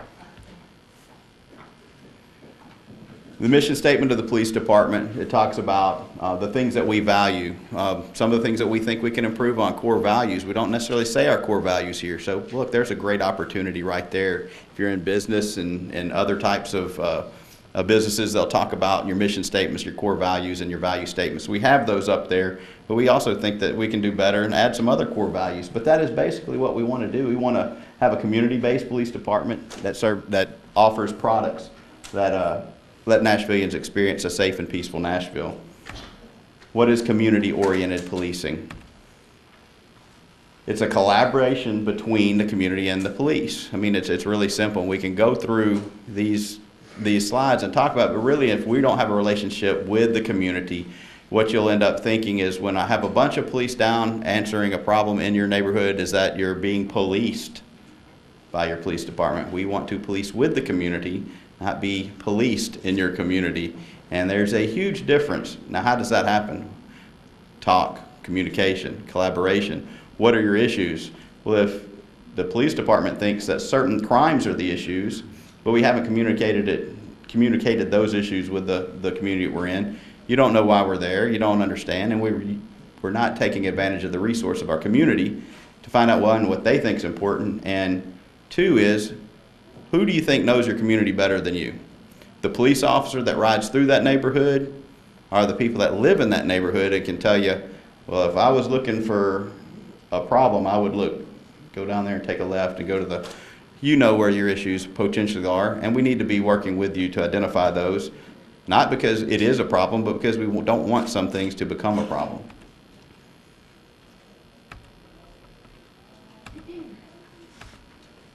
Some of the benefits are going to be your reduced quality of life issues. You have increase your quality of life in your communities. We become accountable and more effective and efficient with our resource when you tell us where you need us and why you need us. And again, we don't think that the police department needs to just be telling you what we think is important from a police perspective. It's just important for you to tell us what you think is important. And we think that that's that more holistic balance of fighting crime and addressing issues in a community.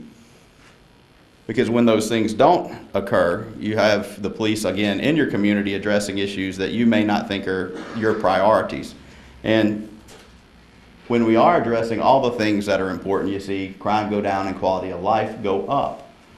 A long time ago, one of the fathers of modern day policing, Sir Robert Peel, stated that the police are the public and the public are the police. And that's really a very true statement, meaning that it has to be a collaboration, that you don't need to be isolated and separate and autonomous making these decisions. You need to be part of the solution in the communities and very collaborative in what we do.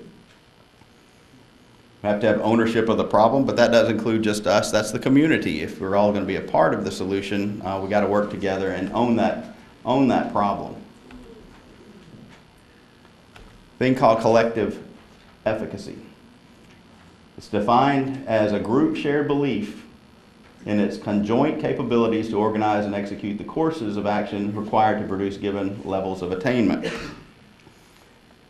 Collective efficacy is the capacity of a neighborhood to intervene when a problem arises, based on working trust among residents and shared expectations. This was done without any interaction with the people that came before you. So as you see, there's a common theme that's starting to develop, that as many years as I've been a police officer, there's still neighborhoods that haven't seen the kind of results in crime reductions and quality of life in our community as others. Now, why is that? Is it because we're not effective and efficient? And well, to some degree, the answer is yes. The other degree is that I bet you that you don't have collective efficacy and that community involvement and community engagement, the things that we think help improve quality of life and reduce crime. How do we get there? Well, for meetings like this, we start looking at problem-oriented policing from the police perspective. We look at what those problems are. What's the data telling us? What's that, all the crimes pooling in certain areas, hot spots, how do we address them? What are the linkages to those crimes and those crime offenders? Herman Goldstein was a professor, I think, at Madison, Wisconsin University, and came up with problem-oriented policing. And basically that's talking about putting your problem people, problem places, and problem activities, and where those overlap, that's where your police need to be. Those come from your citizens, your concerns and complaints. The dots on the map, that's that data that we gather from every report that's taken in the city. It populates into a database that we can say what's happening, when's happening. It's shared with all the precincts so that they know exactly what's occurring in a timely manner.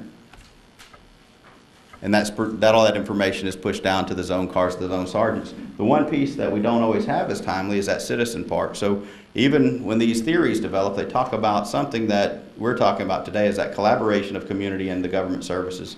And what we want to do is provide not only the services that you think are police-oriented services, but what are the services that the government can provide you to be an asset? Even if it doesn't relate to us, use us as the conduit to help you get those things started, those catalysts. You should all have a community coordinator.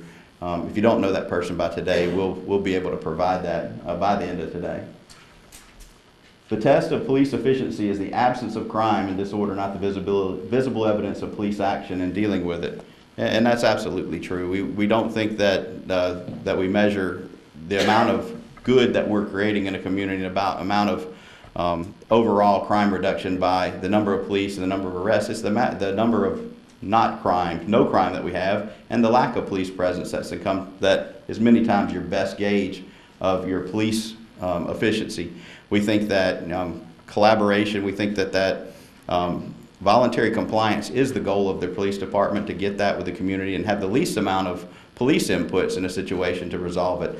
But to resolve it not just that day, but to sustain it, is going to take things more than just police actions.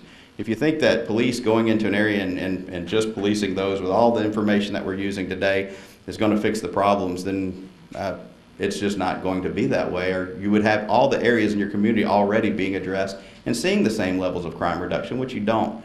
It's going to take the collaboration of the community. It's going to take work within the communities and looking outside the box of policing and inside the box of community and social engagement in those communities to change the things that encourage or that those social factors that just end up in creation of crime. CompStat is an exciting thing. If any of y'all want to come on Fridays about 8 o'clock, you get to see all the data that we put together, all the precincts. For every crime that happens in your county, it's Friday at North Precinct we meet. And all of the commanders of the police department and their investigative lieutenants talk about the crimes and issues in their community. And then they're questioned by us. And it's not a confrontational thing, but it's really a preparation thing. There's not many times that I think you can go into any organization and ask them what's going on in a certain spot and they'd be able to tell you.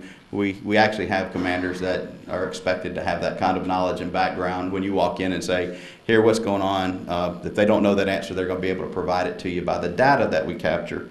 The data is not people, and every problem that police departments have is a people problem. So we got to not lose focus of people involved and being empathetic, and how do we find solutions that are not just based on the rule of law. But what we do is we look at the data to give us accurate and timely intelligence, rapid deployment, effective tactics, and relentless follow-up and assessment. And really those CompStats are that follow-up and assessment. If it doesn't matter, you need to measure anything that matters. Edward Deming's a big total quality management person in business, and if you look at the philosophies that we're trying to incorporate somewhat with the data, it is a very cost-benefit analysis type of look and data gathering on where we need to be, when we need to be, in conjunction with our communities. What's working and why, what's not working and why. If it's not working, how do we fix it? What new strategies should we implement? Those are the questions that come up daily with our CompStat evaluation of the data.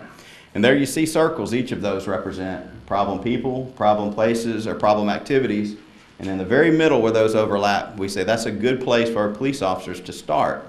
Now, that still can be a broad area, so what we'd really prefer in that, with the police focus, is community engagement.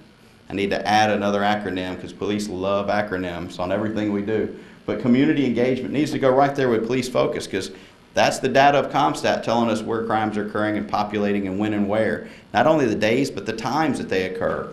Not this week, but this week last year. We can look at the same week last year 3 years in a row. And we try and look at those to forecast where we need to be. But if the community is involved in this discussion, and I'm saying this is an area, and they say, well, you know what, I don't know if it's anything, but there's a lot of traffic in and out of this house over here on the corner. It could be on the edges of one of those areas where we overlap. Let us look at it. Let us go talk to the people. It doesn't mean that you're putting anybody in an awkward situation. That's what we do. We police areas, we engage the community, and we want to be more active in your community, because the more we're seen active going door to door, talking and engaging in meetings like this, the less singled out anybody is when they want to give information. The more access and the more transparency, the more information, the freer the exchange, the better off we all are.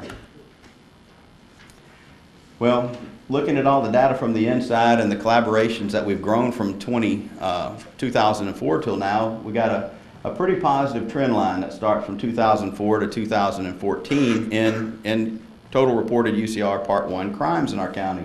Now, I will not stand here and take all the credit to the police department for that.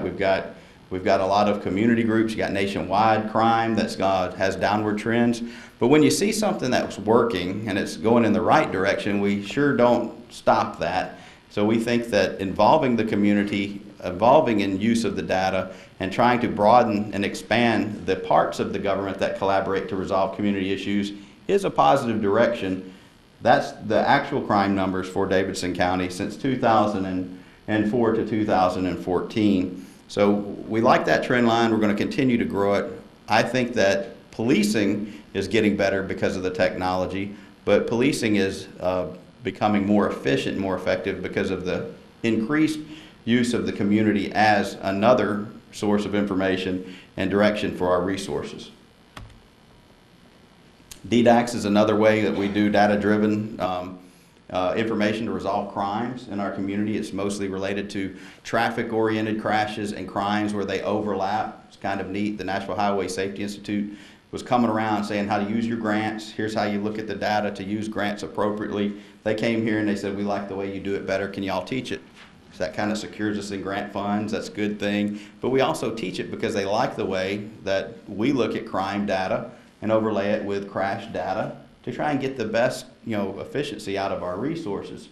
You'll see a scene, we like to try and be efficient.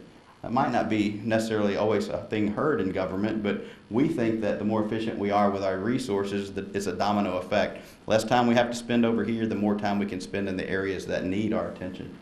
That's an example of how the maps overlay crime. The little cat burglar masks are crimes, and then the crashes are there. We try and focus those grant initiatives that are funded by the federal government in those areas that get the best results from not only what the grant's designed for, but what your community, what we think is important because of the data that's out there that benefits our community the greatest. A little bit of data that you have there. It doesn't tell you everything because you have certain areas that you'll see, if this will work, that go up. Well, CompStat asks us to look at all this information and figure out, well, why did DUI arrests go up 1 year, down, up, down? It's not an accusation that something's going wrong or right. It is merely asking the question of what's happening, why, that evaluation and that relentless follow-up. We don't necessarily know why, but we want to continue doing the things that are driving the total numbers down, and over time the trend lines are doing that. Other good thing about data information is you have immediately available when people go, why are you here? Why are you doing that? What's the best use of your resources? Years ago, when I was on the streets, I was there because my supervisor told me to be there. It was my zone. We didn't have all the information. Now your officers know where they're at and what they're doing and the initiatives that they're expected to be doing based on the crimes. You have data information about the use of police resources, which is very important. The community expects that the resources are used in an efficient way. It's your tax dollars. We look at the amount of stops that we have. This is a little bit older data, but you can still see that although we've increased the proactive activity of the police officers, the percent of warnings goes up. The amount of tickets that we actually issue is going down. The trend line of traffic stops up. The trend line of warnings goes up, which is a good combination. We want to educate our public, not ticket our public. That to us, that there's no benefit to ticketing anyone if you get the same message transferred about safety and how to do things in a manner that doesn't cause a rift between you and your community. There's a little bit more current data that shows the percentage of change in total vehicle stops, the amount of traffic stops, and actually if you did the math on those, that shows the amount of warnings issued. You're at about 85% of all traffic stops in Davidson County right now issue a warning, not a traffic ticket, which we want to encourage our officers to make sure encourage safety. But the biggest thing is to ensure that the message in the area that we're policing is relayed to the citizen about, hey, what's the issues in your community that you can help us be on the lookout for and be a part of the solution. Some of the neat data gathering is maps that are that tell us when and where crimes happen on different shifts. That's all pushed out to all the detail officers. Temporal analysis, which tells us not only the day but the times of certain types of crime when they occur, so we can focus our efforts during the right time at the right place. Again, when we have community information about when we're in those areas that say, I know you're in here in this area at Tuesday at 2100 for street robberies, but if you check down there on the corner at Second House on the left, there's a lot of activity. That could tie all those things together. The data tells us any kind of quantitative data is going to tell us, what's occurring. It doesn't tell us why. So that other inputs we get from our community is very important. Driving it down to more of a cost-benefit analysis, the results of gathering data and how important technology is. We tracked results of our most chronic people in Davidson County. These are the people that are arrested the very most, top 50 folks arrested the most. Police would probably know who's arrested the most in your county. So we looked at it, and what we realized is that we're spending a whole lot of resources on a small group of people. And if you look at crime is like that too. A small group of people commit, in most surveys, over 50% of your overall crime totals. This group is basically a high consumer of your resources. Looking at that, we realize that it's impacting a lot of other government resources. Or ambulance rides, overnight stays at the jail. So we started addressing those top 50 offenders, and what we found is this is 1,378 arrests. That's in a 12-month period by 50 people. That's a lot of times in jail by 50 people in 12 months. After addressing it, drops to 670. Ambulance rides went from 536 to 142. And what was really interesting is the overall jail stays went down. So that's kind of a win-win-win when you address a problem. You're not putting people in jail longer. You're addressing their individual issues, which they need addressed through whatever resources we're able to collaborate with. But on about year 3, pulled some of the numbers together. Your savings and resource and everything's about $1 million just addressing that issue based on a cost-benefit analysis. That's the amount of police salary saved and 462 working days of a police officer just in a 3-year time frame by not having to readdress the same problem. And that's just a data-driven part of what we do. The important part is the community part. We think that is just as important as all the information that we gather from a police perspective on what we think is important. But it's also important to that we use all this data where there's a lot of analytics and there's a lot of thought processes behind what we do and why we do it. And if we think that the community part is just as important, how important that truly is, how important this meeting truly is here today, we think the real results in crime reduction are to come from our community collaborations, from that community trust and letting us speak with you and you speak with us in a free manner about what can be done, but also to provide to us information about anything that you want done in your community. If it's roadways, alleyways, condemned houses, all of those things that are out there, We want to be engaged in that because if we're helping you with those processes and getting them resolved, when a crime issue comes up, who you're going to call? We'll be the first one. So understand that Sergeant Jones is coming up. He's going to give you a lot of information about community neighborhood watches and the things and the reason you're here and how he's been successful in growing those and why we think it's so important. So again, thank y'all for your time. Thank y'all for showing up on a Saturday. It's so very important to your police department.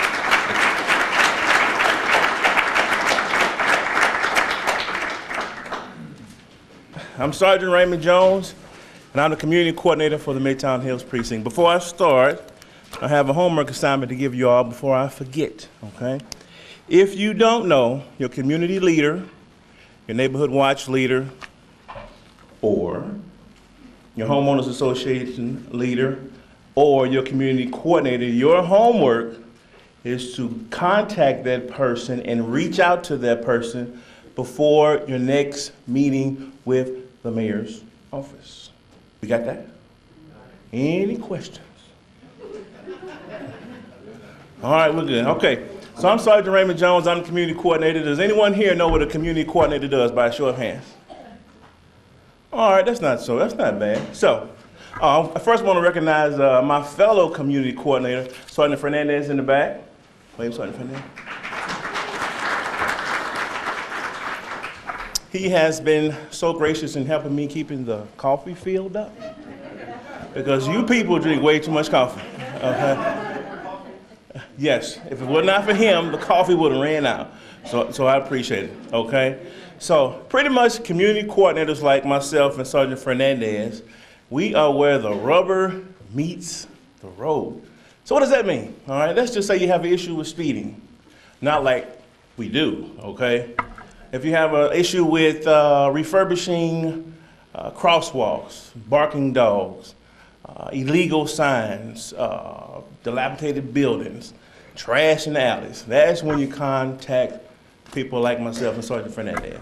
Let's just say the government is a big, huge post office, all right? And we're the sorters. You know how when you go to the post office, you put your mail, zip code here, zip code there?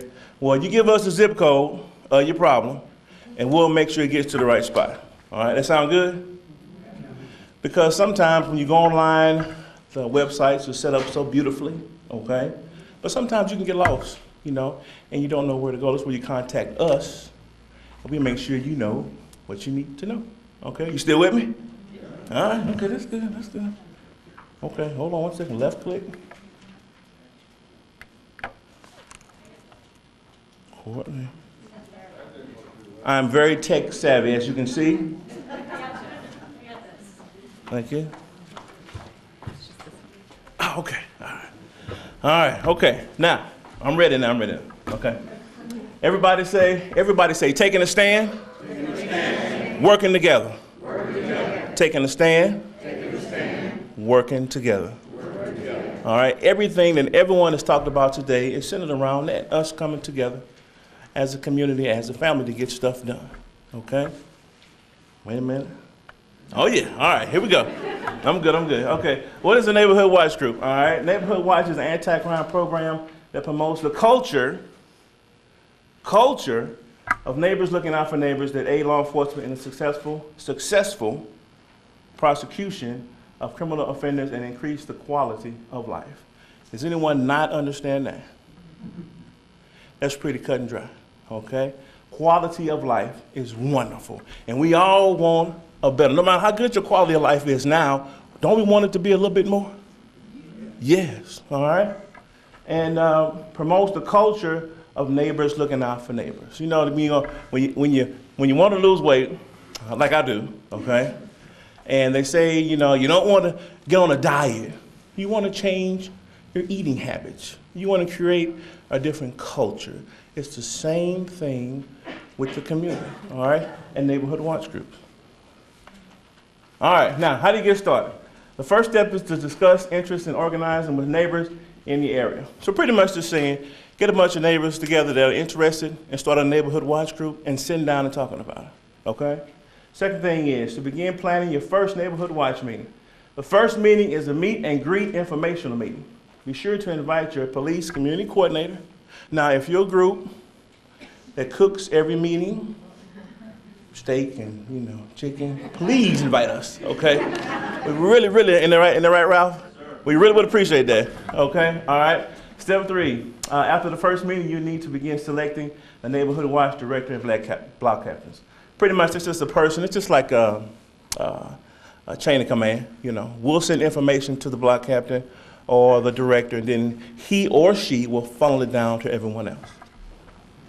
Okay, once your neighborhood watch positions are established and the group is organized, you need to have an official kick-off event. Balloons, popcorns, hot dogs, hamburgers, all that good stuff, okay? All right, you want to invite your Metro Council representative, the mayor's office,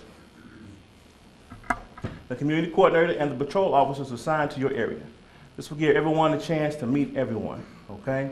At the kickoff, they'll unveil the neighborhood watch signs. Now, why is that important, meeting everyone? Because as community coordinators, myself and Sergeant Fernandez, we go to meeting, okay? But the officer that's assigned to your street, in your neighborhood, don't you want to know who he or she is? That's why it's so important to reach out to us so we can filter it down to the right personnel so they can come to the kickoff. Does that make sense? Is everyone with me? All right, okay. You guys are doing great. Okay, here's just a communication flow chart. I just talked about it. You got the police at top and the coordinator or the director, block captains, or the residents. Now, at any time, a resident can contact us. Don't think I'm just saying go to the coordinator for everything. That's not what I'm saying. We are here for everybody. A lot of times we get emails, I get emails, 4 or 5 emails from the same community group with the same concerns. And that's okay. You can do that. It's all right? The more the merrier. It's just good to have a system set up to disseminate information, okay? All right, now the community has and is still making a positive impact on policing and arrests made. All right, hold on to your seats now. 2005 through 2013, the police made received over 11 million calls for service. 11 million anything is impressive. Would you not agree? All right, that's people picking up the phone and calling dispatcher for police assistance. Okay, and made over 450,000 arrests. Isn't that something? Now, that's because you all are calling us. That's what we want, okay? If you see something, say something. It don't have to be something big. You don't have to call us and tell us your name and your birthday. Sometimes we might ask that, but if you want to call and say, hey, there's a truck backed up in my neighbor's yard, and my neighbor's on vacation for 2 weeks, send somebody. That's what we want, okay? And dispatcher might say, well, what's your name? I want to remain anonymous. We get a lot of calls like that. I mean, that's okay. That's okay. People contact me all the time and say, Sergeant Jones, this is what's going on, but please, whatever you do, don't use my name. And I'll say, yes, sir, I won't use your name, okay? All right? Y'all still with me? Okay. Keeping it going. All right, having regularly scheduled meetings, keeping the communication lines open. Oh my goodness, that's a big one. Any relationship, community, police, mayor's office, husband, wife, whoever, how important is it to keep the communication lines open? Is it important? Very important. You know, and once you build a good foundation, I'm going off script just a little bit. Once you build a good foundation, okay, and you have a solid foundation in that relationship, when things come up, can you not deal with them better? Is that right? But if that relationship is shaky and full of cracks, you have a hard time dealing with issues that come up. Can anybody relate to what I'm saying? Anybody? Yes? Okay, good. All right. Schedule fun social events for the group. This will help build and strengthen relationship. Take a break from, here we go. Oh my goodness. From the TV and on demand. Who here by a show of hands watches television and on demand? Come on, don't be shy. And now maybe it's just me, but these series they have on Netflix, they're getting better and better, aren't they? And they suck you in, you know, it's like a vacuum, you know, and you don't want to watch season 1, you want to wait till season 3 so you can like binge watch, like 35 episodes straight, okay? All right? So just pause that, and spend some time with your neighbor, okay? Create a culture of positive, solution-oriented thinking, all right? Pretty much, everyone think positive, all right? That's what that means, all right? Value, here we go. Oh my goodness.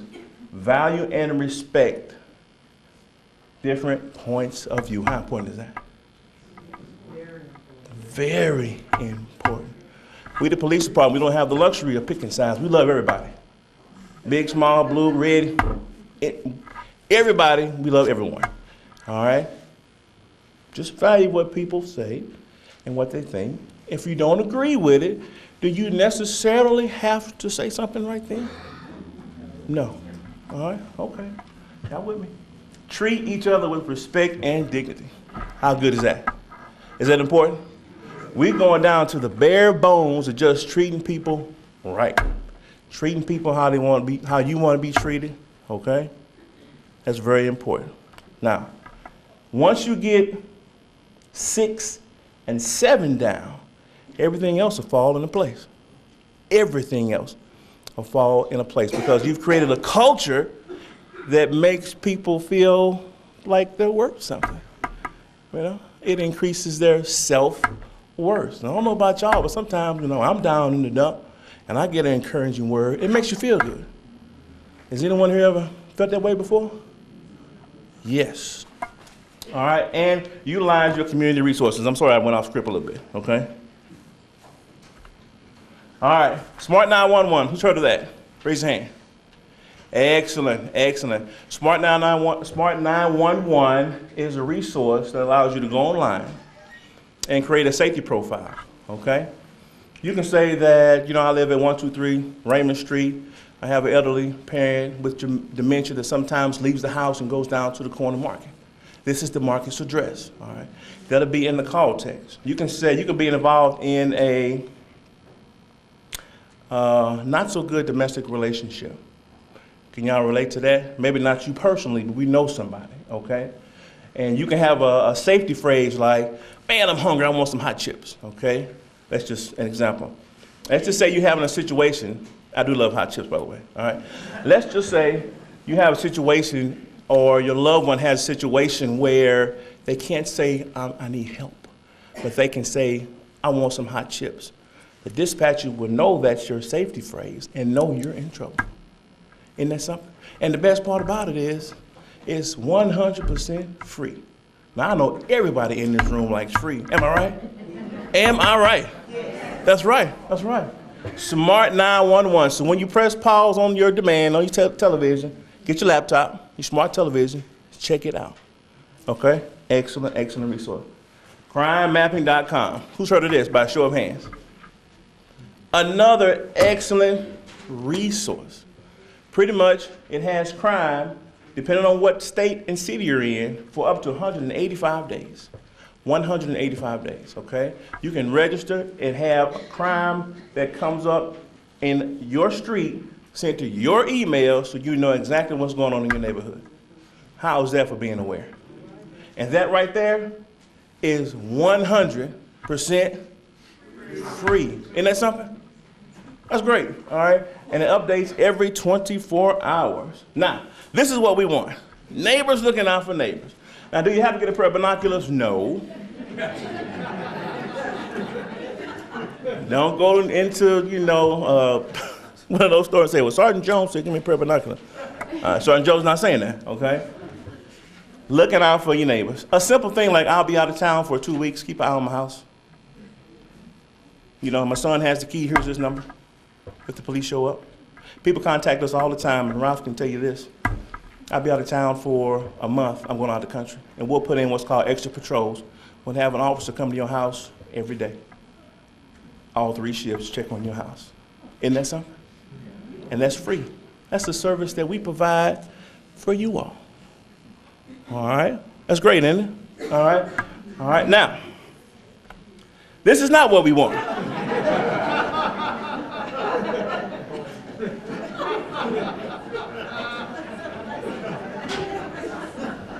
So if you're that guy or gal We just, just tone it down a little bit, okay? We don't want you to, declare war in the neighborhood, okay? Actually, this gentleman here, he built that as a tribute to soldiers. He lives in California. Isn't that nice? All right? Now, for all you animal lovers out there, love your pets. Who here loves animals? Raise your hand. All right, who here has cats? Raise your hands. Cats are wonderful, and they're so observant. But when it comes to looking out for your neighbors, this is no good. Okay? Unless you have, just a real mouse problem outside. Or you get broken into by Stuart Little, all right? Not a good idea, all right? Unless your cat can talk and dial 911, and if your cat can do that, you need to go on the Tonight Show and make some money. Okay? Well, I'm just saying, all right? And Neighborhood Watch Committee of One. Doesn't have to be a big group. It can be 2 houses, it can be 200 houses. It doesn't matter. The whole point is coming together and looking out for each other, okay? All right? Pretty much our job, everyone's job in the police department, is just to make you aware, like I did today, of the resources that are available to you, okay? And who here wouldn't like to be involved more and learn more about free resources that'll make your life better? Isn't that nice? Wonderful, wonderful. Now, for additional questions or concerns, you can contact your precinct's community coordinator. Well, Sergeant Jones, well, who is my community coordinator? Well, I thought of that too. There's the list right there. Well, Sergeant Jones, I can't write all those names down. Well, I thought of that too. Because outside, I have a flyer with all this information on it that you can pick up and take home. Okay, you all have been wonderful, wonderful, wonderful. I appreciate you so much. My name is Sergeant Raymond Jones, and I am your community coordinator. Thank you.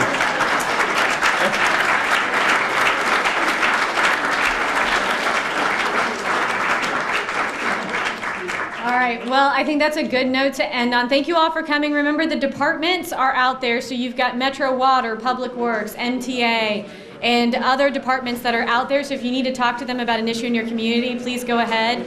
And we hope to see you on February 21st. Thank you so much.